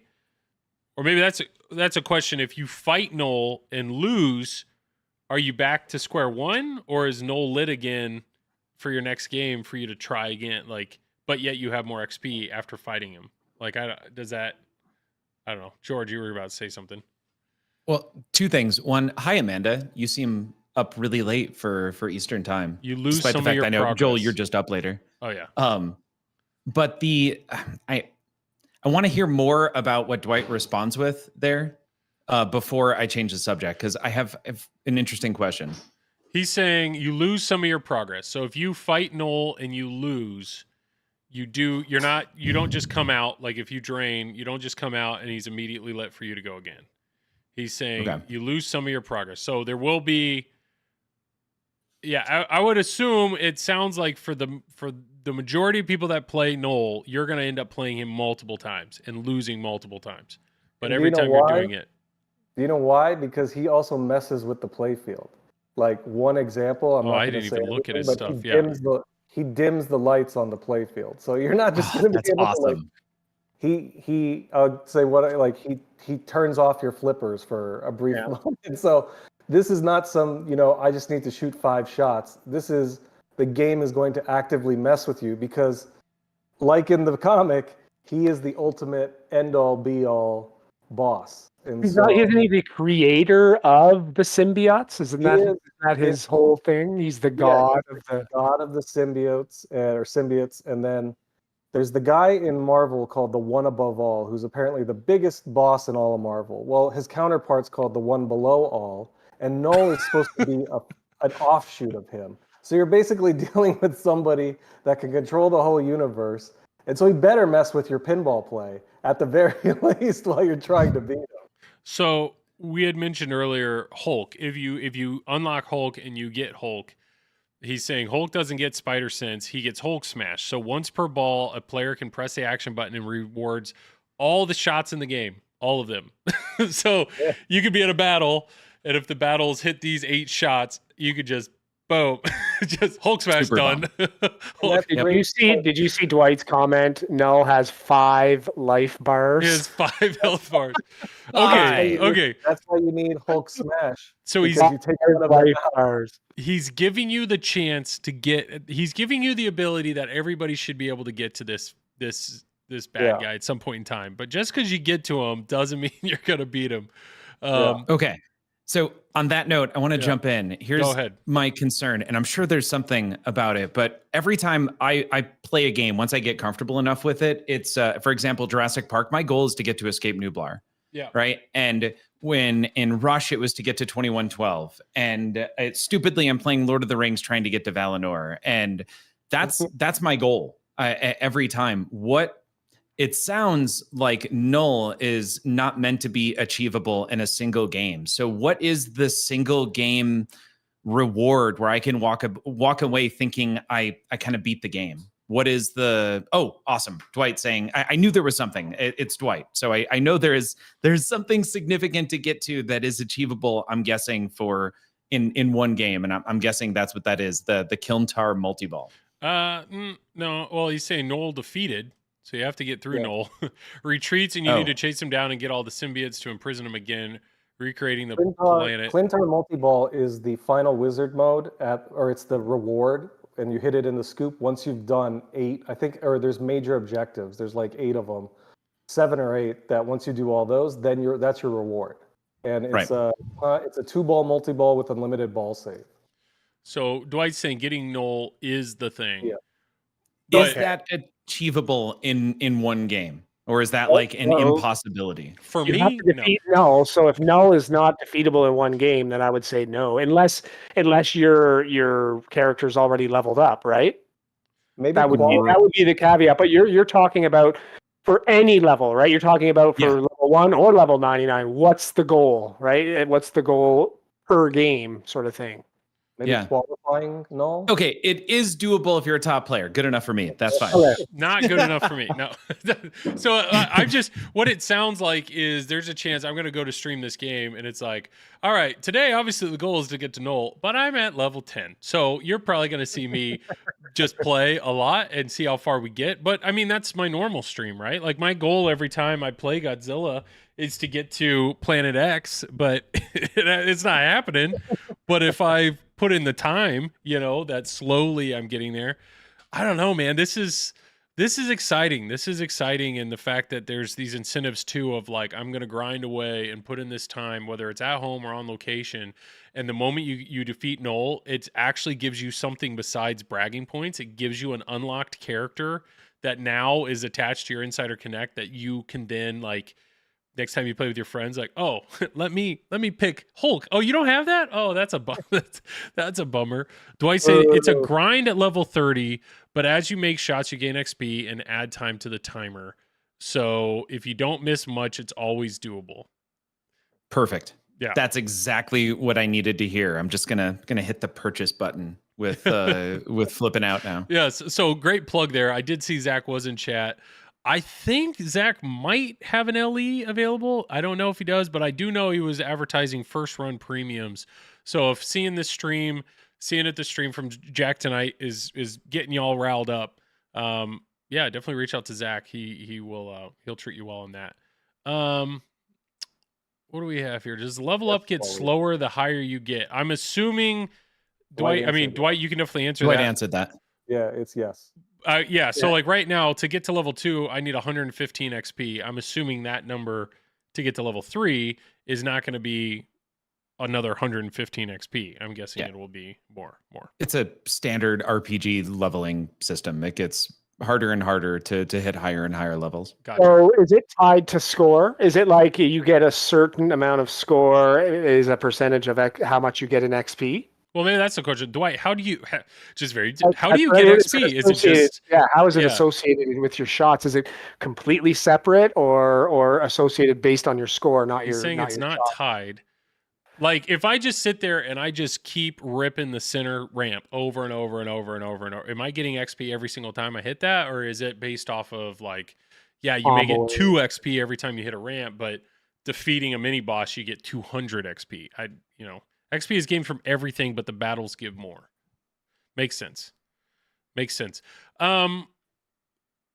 This you said in the interview. This is Dwight. You said in the interview this is not a mode-based game. So you do have the battles, but when you're not in a battle, what are you actively trying to do? Are you trying to lock balls for multi-ball? Survive the fast locks? Yeah. Are you? It seems like to get to the mini boss, you have to qualify. You have the 3 steps, and I think you have to hit like a combo. So I think it's just let's hit 2 shots in a row, and that counts as 1. So I'm guessing Fill up your grid. So to fill up the grid, though, is the goal combos? Like, okay, I'm not in a battle, battle, so I want to just combo. I think it's 2-shot combos, I believe. On your sheet, it was on there. If you scroll down, they're highlighted in like yellow, green. It showed the combos each character needed to make to actually get their things done or whatever. So mini modes. So yes, to complete a mini mode, each mini mode only requires 2 shots. So shoot any of the 3 arrows that are solid light blue or white. That's the first leg, doesn't blink. And then shoot the first leg. We'll start the second arrow, the same color, blinking and timed out. So it's a combo. It's a 2-shot combo. Shooting the second one before it comes out completes the mini mode. Is it a combo? How long? It says before it times out. So is it a bit of a hurry up, I guess, or something? There's a bit of a grace period. So if you miss the shot, you probably still have a chance at hitting it again. It's not like it's gone once you hit another switch, right? Mini modes are a new thing. And can you complete mini modes while in a multi-ball? I'm assuming you can. I don't know. Yeah, this is going to be Flamethrower. They showed that a little bit on screen. That looked pretty. To me, hurry-ups are only modes where the score is counting down. You cannot. Okay, so you got to, when you're not in multi-ball or not in a battle, your main goal is you're looking for arrows that are yellow, light blue, or white. And depending on what you hit, then an arrow of the same color will start blinking. So you want to focus on hitting that next. So it's a combo type system to get you qualified for Riot. But if you don't, or to get qualified for the appropriate guy, but if you don't have enough XP, then you need to switch to another character and start ripping their shots. Yeah, it's kind of a build-up stage, and then you get into your modes. Mini modes is 2 shots. The first one is not blinking. Yeah. That's why you choose Peter Parker, because Miles Morales, you get 2x instead of 1x on your combos. Oh wow. The team up bonuses, you get faster combos basically on your shots there. In the multi-ball, it looks like there's the multi-ball they were saying early on. The green shots signify any shot that will lock a ball into either the quick locks, the fast locks, so you can work towards Mayhem multi-ball or Carnage multi-ball, so you can be bashing that. There are 21 mini modes, but they're all very similar. Okay. It's and or, by the way, which was something kind of fun. Where? There's a video of them bringing Carnage into Mayhem. You can do both at the same time. Yep. Wow. This is going to take a lot to digest, but I will tell you, I'm excited. Yeah. I'm excited to play this. I feel like I want to give Hadi the floor for a second here. You've been calm and collected. Just, the last 24, 48 hours to you, Hadi, has to have been a whirlwind. Where are you at? What's exciting you? I don't know. What's getting you going? I'm happy getting to see the Playfield and see how they adapted the Venom universe to an actual pin and how they approached integrating these characters in the actual scoring and gameplay. It's wonderful. And I think I was nervous because I didn't know what sort of story they were going to choose from. And you could have gone the safe route and done Maximum Carnage and just have it be Venom and Carnage. But I think they were smart to do Absolute Carnage because then you get to bring in characters that people know: Wolverine, Hulk, Captain America, Miles Morales. So I'm very, very happy and thank them for thinking outside of the box and giving us a deep cut like Null. Null is not somebody that's well known. He's sort of newer, I think 2018-ish. But it's really, really wonderful, and I'm glad we get a fast playing pin. And I'm glad we get to choose our characters. If I'm going to nitpick anything, I'm such a story-based player that not having a traditional story mode is something I'm going to have to get used to. But at the same time, the ability to bring in all these mini modes and get to see these characters is something I look forward to.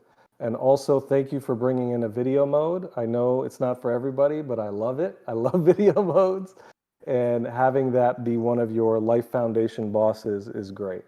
So I think it's been a great reveal. I'm excited that the team have been super fans of Venom, so you can see it inside the pin and giving everybody their due justice. It's wonderful. It's going to be a blast to play. Dwight and team, if you're listening, can you sign my LE, please? somewhere. But, hey, listen, this is what I say we do. I don't want to interrupt, but we've got Dwight here now. If somebody from Stern is listening, let's get Hadi's name as one of the scores on one of the modes or something on the game. Right? I mean, there's $20. You have TNA, don't you, Joel? Yeah, I do have TNA. Right? Yeah. So let's give Hadi his name on But it is really cool. Like, if you're going to bring in Absolute Carnage, it's great because you have to defeat some of these sub bosses and these infected that are part of the lore, and you're just trying to prevent Carnage from bringing up Null as releasing him from his cage. But having all that in here and getting the ability to sort of choose your own characters is the way to go. It really is the way to do it, and I'm excited that they went this route.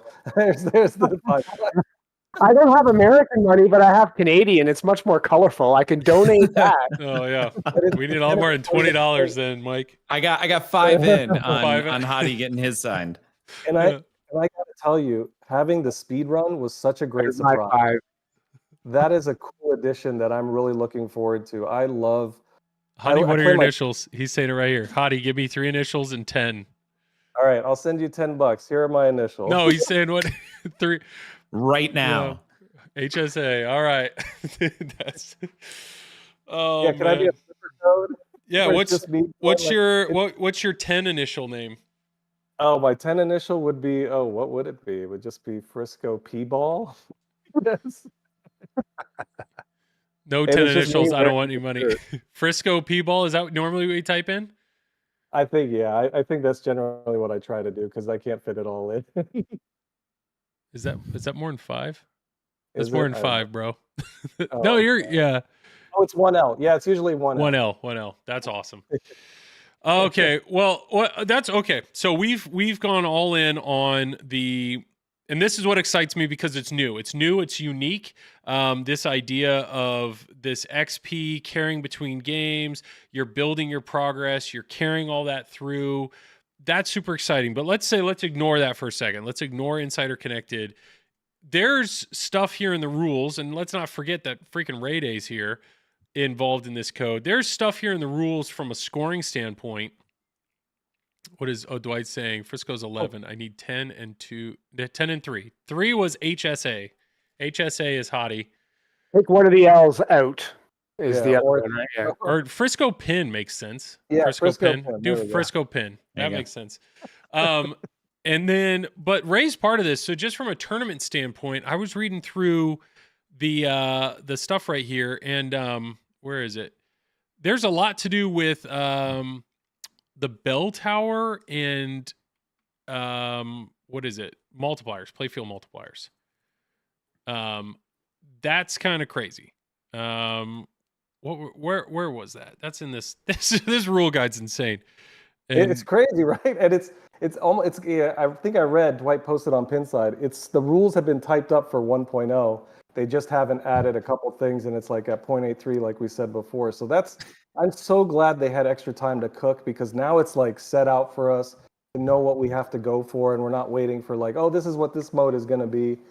bell tower, here it I is. love the guide. I absolutely love the guide. I know people get intimidated by like AIQ and that guide, but this is like right up my alley as far as depth in a pinball machine. Like that, I can't get enough of. Yeah, or the replayability. That's the one thing that I'm Yes. super stoked about, is this replayability aspect.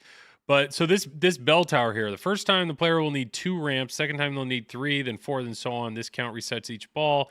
Each time the player hits the lit bell tower during main play, it'll increase their playfield multipliers. If the bell tower target's not lit, hitting it will add time to the multipliers. So if the player makes 4 or more ramps in a row before hitting the target, they will start bell tower frenzy. Next time we'll take 6. So this, from a tournament standpoint, is kind of crazy.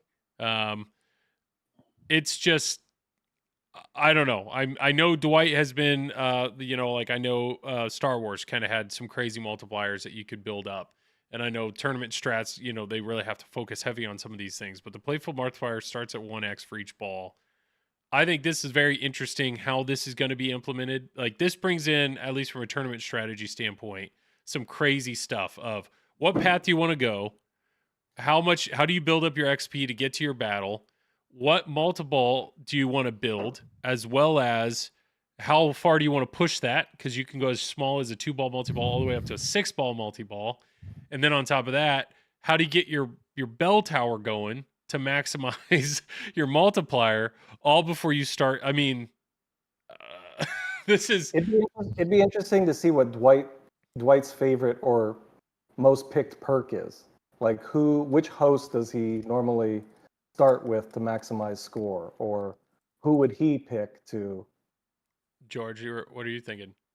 I should say, keep in mind, there's perks, but there's also, it changes the flow of the game as well. Yeah. So it's really interesting. It's not just Star Wars, or it's not just one of the Game of Thrones where you get something unique on the action button or some different way to interact. It also literally changes the way the game plays, and I think that's fantastic. We're not even focusing on the terraforming of the playfield in front of us. Right. Like, it's crazy. Yes. Does it was the the Flash Thompson character, where the 180 ramp rolls back enough that it becomes like a ball lock. Yep. Is that ball lock available for any other host? Like, or is that only for him? Is that like, does it only come up with when that character is active, right? It looks like that's that. So that's what I'm curious. Is there a certain point where, if you're playing Peter Parker, where it does something and then whoop goes back up, and then you hit that and lock it? I mean, or no, it's only you have to be Flash to use that lock. And then the other part of it, is there any way to lock a ball in that and change character? And if so, what happens to that ball? Is that ball still There's a locked clip. in there? Oh, you have a clip of that? Yes, I have a clip where mid-ball you actually change characters, and the person changes characters, the person playing, in order to achieve something else on the grid. So it's that third component I was talking about earlier of immersion Yeah. with the concept of the host kind of perfect. It's amazing. That's so badass. That's But- unreal to me. But I'm curious. I know it's a whole specific- other yeah. level. Crazy. The idea though, that 180 ramp though, because of that, it has that stop and it's only for the Flash character. I'm curious. Yeah. Does Flash, is he the only character that has the ability to lock a ball in there? And if so, what's the point? Or like, what does he have a special something to use it? I don't know. Or is there a way that when it changes, I don't know. I'd have to. Can we'd the have to ball see if go Dwight- into the playfield again, right? Is that what you're asking? Can Dwight saying the I was next adding Hadi. What did I miss? That's, Dwight. What would he add? You add like what would be the dude? That's insane. Lord champ. So yes, Dwight. That's the question. Lord champ. You have yourself. If that particular ball lock, is that only Flash and Hulk? Okay. And then do they have something special where it holds the ball in there? And then do you release it at a certain multi-ball point? or something? Is it Yeah. a mini mo? Like where does that come into play? And then to put another question on you, Dwight, as you type that answer, is there any way to lock a ball in that, change character and the thing go down and the ball stays in it? Or no? Hadi is now the default challenge champion. What? Look at you. Look at you go, Hadi. I'm done with We did it. pinball. We did it. He did This it. is- I'm like George Costanza leaving at the top. I'm out of here. He's out. He did did it. We did it. Thank you, Dwight. Dude, Thank that's you, awesome, sir. man. That is awesome. Yeah, so I don't know. That's something that's unique. So only Flash and Hulk have access to that particular mech. That's kind of crazy. You cannot change the playfield with a ball in play, with a ball in that. So while a ball is in play, it won't move around, is what he's Well- saying. But that's not the question you asked. You were Do asking, you lock a ball in there? Yeah. Because it has an up close. Is it shot in a way that it shoots it up and locks it, Dwight, or no? Is that I'm just trying to let me pull up a picture. Maybe if people are confused at what the heck are you talking about? I feel like the ball got locked in the fast lock when the person playing earlier in the clip actually got the opportunity to change their character, and it wasn't in that the rolling mechanism. Yeah, because that's not always out, right? Because it depends on the character you are. Yeah. Mm-hmm. So this I had it. Oh, come back. So then that also leads, is each character to change characters, is it a different shot for each character? Like if you're one character, if you want to change to another, is it a different shot, or does each character to change a character have their own static shot you have to hit in order to change to that character or something? By the way, one of the rollback options on it that Dwight was just pointing out is the fact that at some point it sounds like it makes the bell tower target wider. I didn't notice that, but that's crazy. Well, because it would be up. The ball is never locked behind the post for long. The left ramp has a choose host light. Oh, that's how you change it. Okay. There's an What is insert great- on that left ramp that allows you Oh. to choose host during the mid ball, I think. So Dwight, what host do you think most tournament players will pick? Yeah, that's the question I Yeah. had, was more about like, are the characters balanced or does it matter? He mentioned in the stream that he thought most good players would choose Agent Venom. Yeah. So Flash. People are saying Gwen, but somebody I said see it's Gwen. Gwen is, for more flow style play. is quick, yeah. Leia. Leia, and always have Tatooine lit. Always light your Tatooine. Yeah. Where the heck is this pic? There we go. Okay, God, took forever. Okay, so let me do. All right, so this is the mech we're talking about on the premium and LE. So if it's already gone, that would be, yeah. So that would be the Flash one. So it's rolled back one set, and you have this little.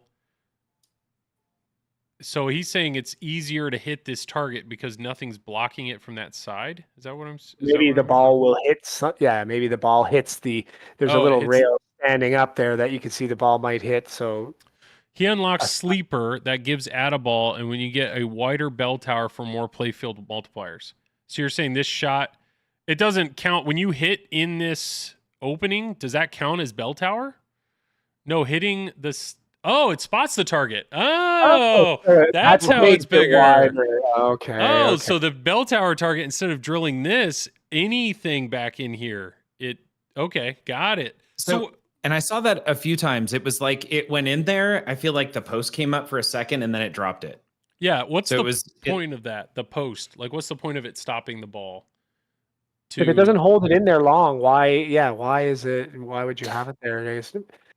Well, I'm going to take a stab at this, and I know Dwight can respond, but think about how fast this game plays. You are going to be begging for 2 seconds here and there everywhere. I don't know how they just to give a breather. Stop. Well, that's kind, because that's Yes. crazy to me that it doesn't seem very deep, but that must be the moment that Opto's tricked, that thing comes up just to give you just a tiny second. Is that the first time a mech was made just to give a breather? Give you a breather. Don's Pinball Podcast is here. Guys, did you talk about progression from game to game? Yes, we did. We were talking about that a good bit and just how crazy that is carrying through. But now what we're talking about is, okay, what if we ignore the Insider Connect aspect of it and you just treat it as a normal game that you're stepping up and play, like a tournament strategy? And yeah, that's where choosing your host, in this particular situation, Flash, now the playfield multiplier is, oh, that's crazy. The post also stops the ball in Gwen and Wolverine on a counterclockwise horseshoe. Oh, okay, so when you're shooting it, when the flap is down, the post will come up and stop the ball. Mm-hmm. And that's Gwen? Okay. So if Gwen? you shoot, that's what he's saying, Gwen when it's at and the Wolverine. yeah. So this is now a horseshoe. If you shoot it from the left, it's going to go around and come out on the right. But you're saying if you shoot the right, that post comes up and it just stops the ball for a second? Just for a second. That's in Gwen and Wolverine. It stops it just for a second. If we look at the playfield here. It's 100% a just a breather. So if you look at this, if you're going this way, that thing's going to be dangerous. So they stick a post in there instead to stop the ball, to allow it to kind of probably, I would assume, fall straight down instead of... Or to allow you to contemplate your choice of shot as it slowly drains down the middle after the... These four and Dwight could run a marathon right now. Dude, we're all just thriving off of Hadi's energy, man. Dude, Hadi, your name's in a game. Not to mention it's in freaking Venom, bud. Yeah, I'm telling you, I could stop all pinball-related activities after I get Venom. I'm good. You're more. I'm like Sean Astin from the Goonies called me up. Like, this is it. This is it. I'm very curious to see. They explain this, and I'm gonna have to rewatch the stream. But I'm just excited. I'm excited to see. And we're all gonna make the mistake if we're gonna be in the game. You're gonna get used to one layout. You're gonna change to another host and forget, and now all of a sudden that shot that you were used to being a 180 ramp back to the left is now being this horseshoe that's flying back at you. This is crazy. And you forgot. You forgot, yeah. You thought it was a ramp, and then it comes whipping around at you. And I'm going to love trying to figure out what exploits there might be based on choosing a mid game or mid ball, what host you can go to, and then trying to figure out if there's any like scoring exploits. That is the great thing about giving so many options as far as characters and changing the physical play field and what perks you have. It's going to be amazing. It's going to be a lot of fun to try and dissect this. And I think the great thing is there's so many endurance players out there, like Laser Los. They go long times, like George, Mike, and myself. We when we stream a lot. I feel like you missed me there. And Joel, well, I know. I'm just sorry. Fair, you don't stream more than 3-4 hours, right? I thought it was a playability, like a skill level. Okay. I'm talking time-wise. Okay. There's going to be those moments where we're going to be trying to figure out, okay, what is going to give us the maximum amount of benefit here, and can we exploit that later on? So yeah. I think it's going to be a wonderful like science experiment almost. Oh, for sure. And that's my biggest thing about pinball is it's all replayability. And when you get a game and you own a game, if a game's too easy and you get all the way to the end, then it's like you almost have to almost build your own challenges for yourself of like, why do I want to, what's going to cause me to play the game again or not play the game again? What makes a game, what draws you back in, whether it's on location or in your own home, and just this crazy concept of carrying so much over between games, diving in, unlocking characters, plus even if you want to ignore that and look at it as, no, this is not a one ball, well, this is a 3-ball game. Like this is going to be self-contained. The fact that you can pick different characters, go different routes. I don't know. I just think this code is really going to bring something new that none of us have seen before. And I can't wait to try it out. Yeah. Yeah. What if I'm on ball 3 and I'm like, shoot, I don't want this perk anymore. Let me drain, start a new game so I can get this perk and get quicker to null and get to the end. Like it's a really nice experiment into trying something new here. And you'll also have some of the enemies defeated, right? Some of the battles will be done for you already if you go into the next game as well.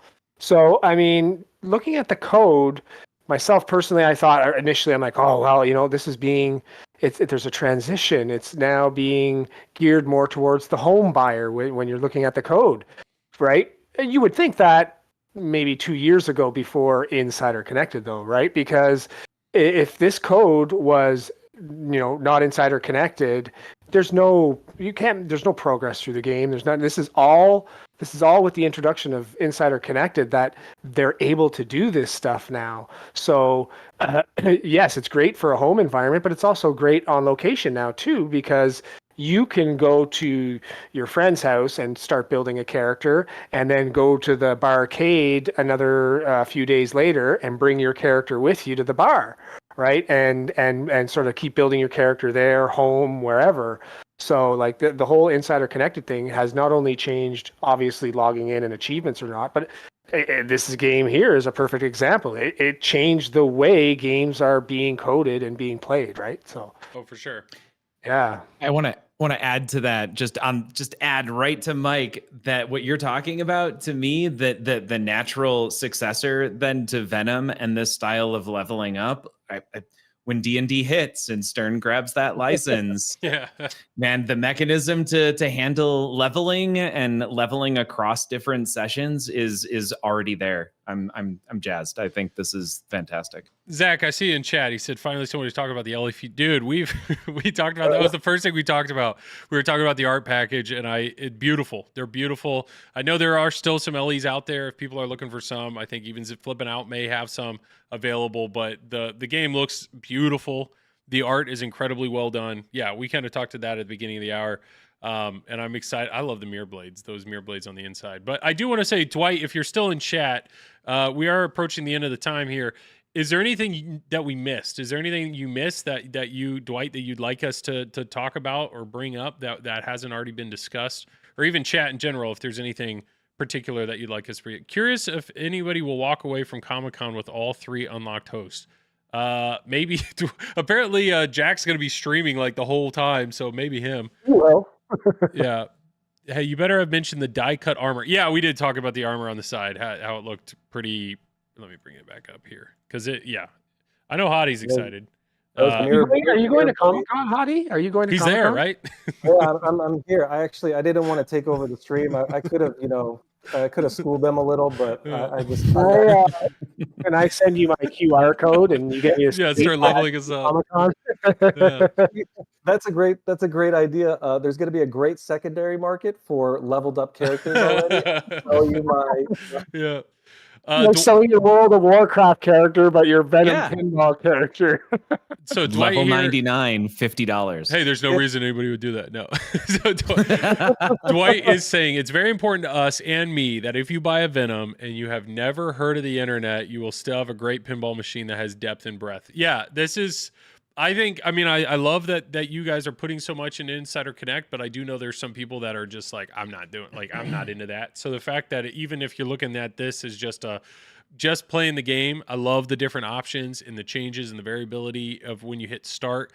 not to mention some of the tournament strategy they're going to bring in there. Obviously, Ray Day's here on code. He's going to make sure that, that his influence is going to try to keep that balanced. I do think this is going to be a very unique game to watch people play from a tournament standpoint.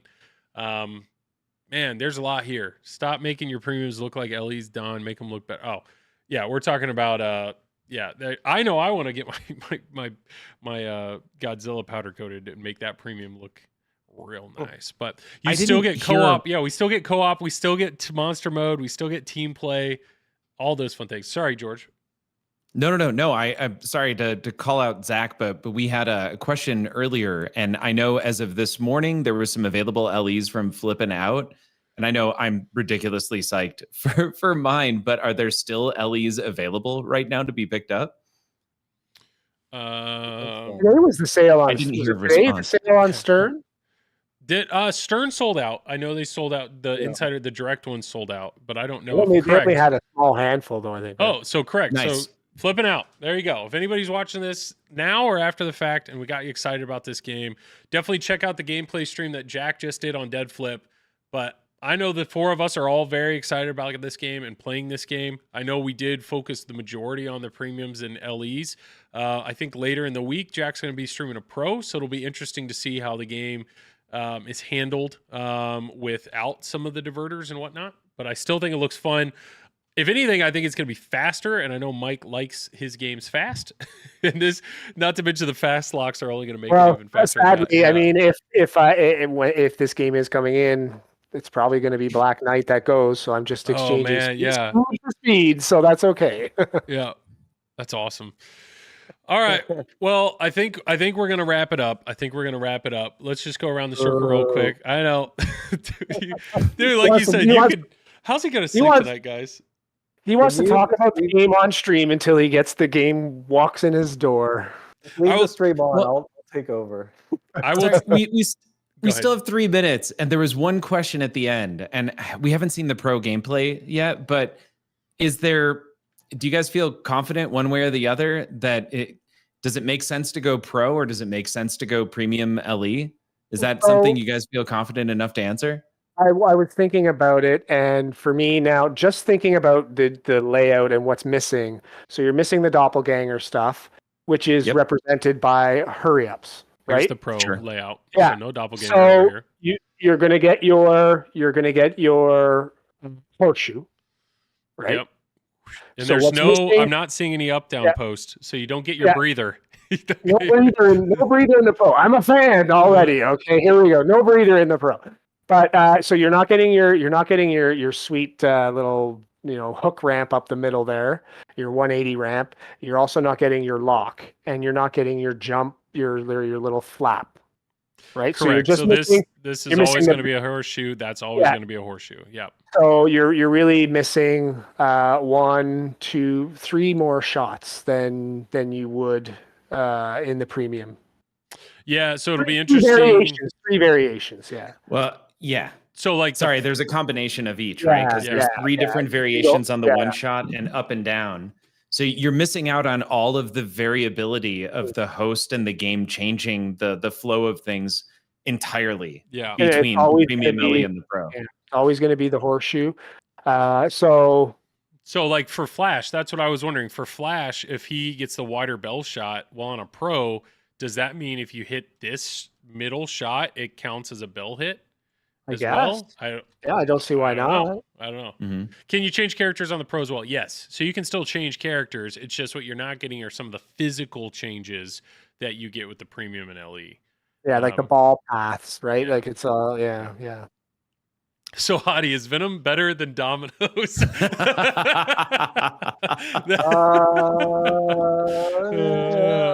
Noid, yeah. Yes, it is. Yes, it is. All right. Well, let's go around the circle here. Let's close it up. Plug away. George, you can go first, man. My name is George. I stream on Twitch under Don't Panic Flip. I have don'tpanicflip.com, standard socials, all under Don't Panic Flip. I stream really late, so if you happen to also be up really late at night, makes sense. If not, no worries. Otherwise, just enjoy playing pinball and chatting with people. And Joel, thanks for having me on. And Hadi and Mike, it was fantastic chatting with you both. Yeah. we'll save Hadi for last, just because why not? Mike, go for it, man. Yeah. Yeah, thanks for having me. I'm looking forward to this week. It's going to be all pinball weekend here at Yegpin in Edmonton. So it's actually still light outside. It's 10 o'clock here, and we're so far north that the sun is still out. It's crazy.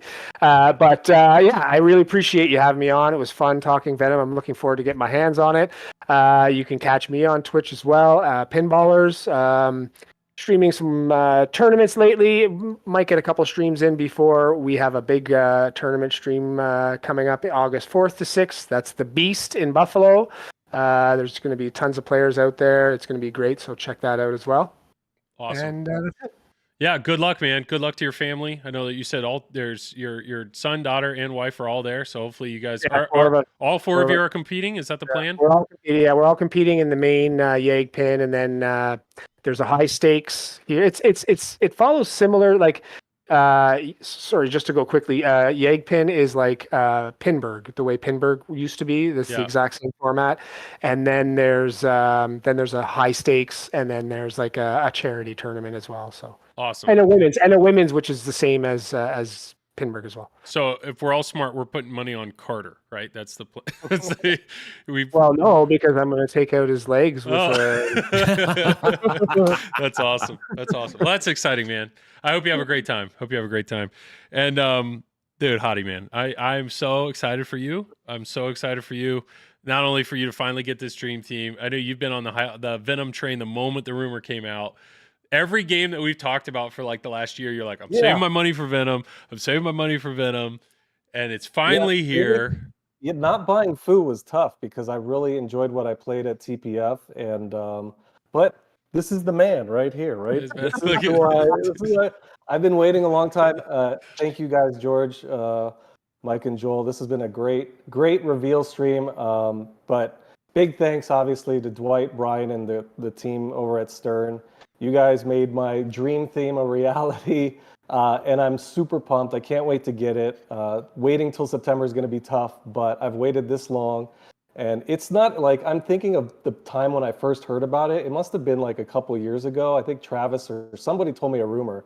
And I was like, there's no way they're making a Venom pin. This is not like this giant license. And the fact that it exists, and it plays fast, and we have fast locks. Embrace the fast locks. Thank you for the great depth in code, Dwight. I was a little nervous of how you guys were going to bring the Venom universe into a pinball machine, and I'm pumped. I can't wait. I'm going to be streaming it a lot. If you want to watch me, I stream at Frisco Pinball. When it comes, I'll be streaming a lot more. I'm excited to play against Joel and Mike. Yeah. Probably on stream at some time, and maybe even Joel if you come back to Twitch. But it's gonna be fun. And everybody, give Venom a chance. Watch the videos. Jack Danger did a great job premiering it tonight. It's fast. It's fun. It's deep, and it's bringing things to pinball that we haven't seen. Physically changing playfields, RPG levels, leveling. And thank you again, Dwight. That's all I can say. Yeah. Dwight did ask again. He said, Hadi, I didn't hear what you didn't like. I think the only thing that I could remember was the fact it was Spider-Man on the premium side art instead of Venom. Yeah, so on the premium art on the side, this is a Venom-focused theme, so I don't know why they went Black Suit Spider-Man. And I think I said I'm so used to story modes, maybe, that I'm going to have to change my focus and adapt to mini modes, but I'll have to replay it. I think there was something I thought about later. But again, I can't wait to try and find exploits. 31 pages of in-depth rules. I can't wait. Wait. Well, Dwight looked at the Godzilla rules and said, "It's 30 pages. What can I do? Let's make it 31. All right." Yeah. Well, I know when I get the game, I can't wait to be the challenger champ, because then I can get my initials or get your initials off the game, Hadi. Dude, no, that's awesome, man. Well, thank you. Thank you for the three of you guys being on here tonight. Dwight, obviously, thank you so much for being here in chat, answering questions. This is a Flipping Out stream. I know I'm going to do my best. Once Zach gets me a game, there's a chance that I'll try to get Dwight to be potentially on stream. He's done that before with audio. We did that on Mando, or even get Ray on stream to potentially talk through codes and answer questions and all that stuff. But hopefully we'll get one sooner than later. The rule book will be more once we have challenge mode, and when we have a challenge mode and topper features. Ooh. Very cool. Oh, and the topper. Oh, can't wait. He's ready. He's ready. Well, awesome. Well, once again, anybody that's watching this after the fact, please comment, like, subscribe, all those good stuff. Thank you for clicking on the video. If you're here live, thank you so much for being here live. We're going to do another stream next week, same time, Wednesday. It'll probably be either Foo or Godfather, because I know they'll be on their way out pretty soon. But yeah, appreciate everybody who was here. Appreciate you three. $7,000 topper is what Dwight said. Yeah. Start saving now. He's in. All right. Well, everybody have a great night, and we'll see you again. We'll see you again next week.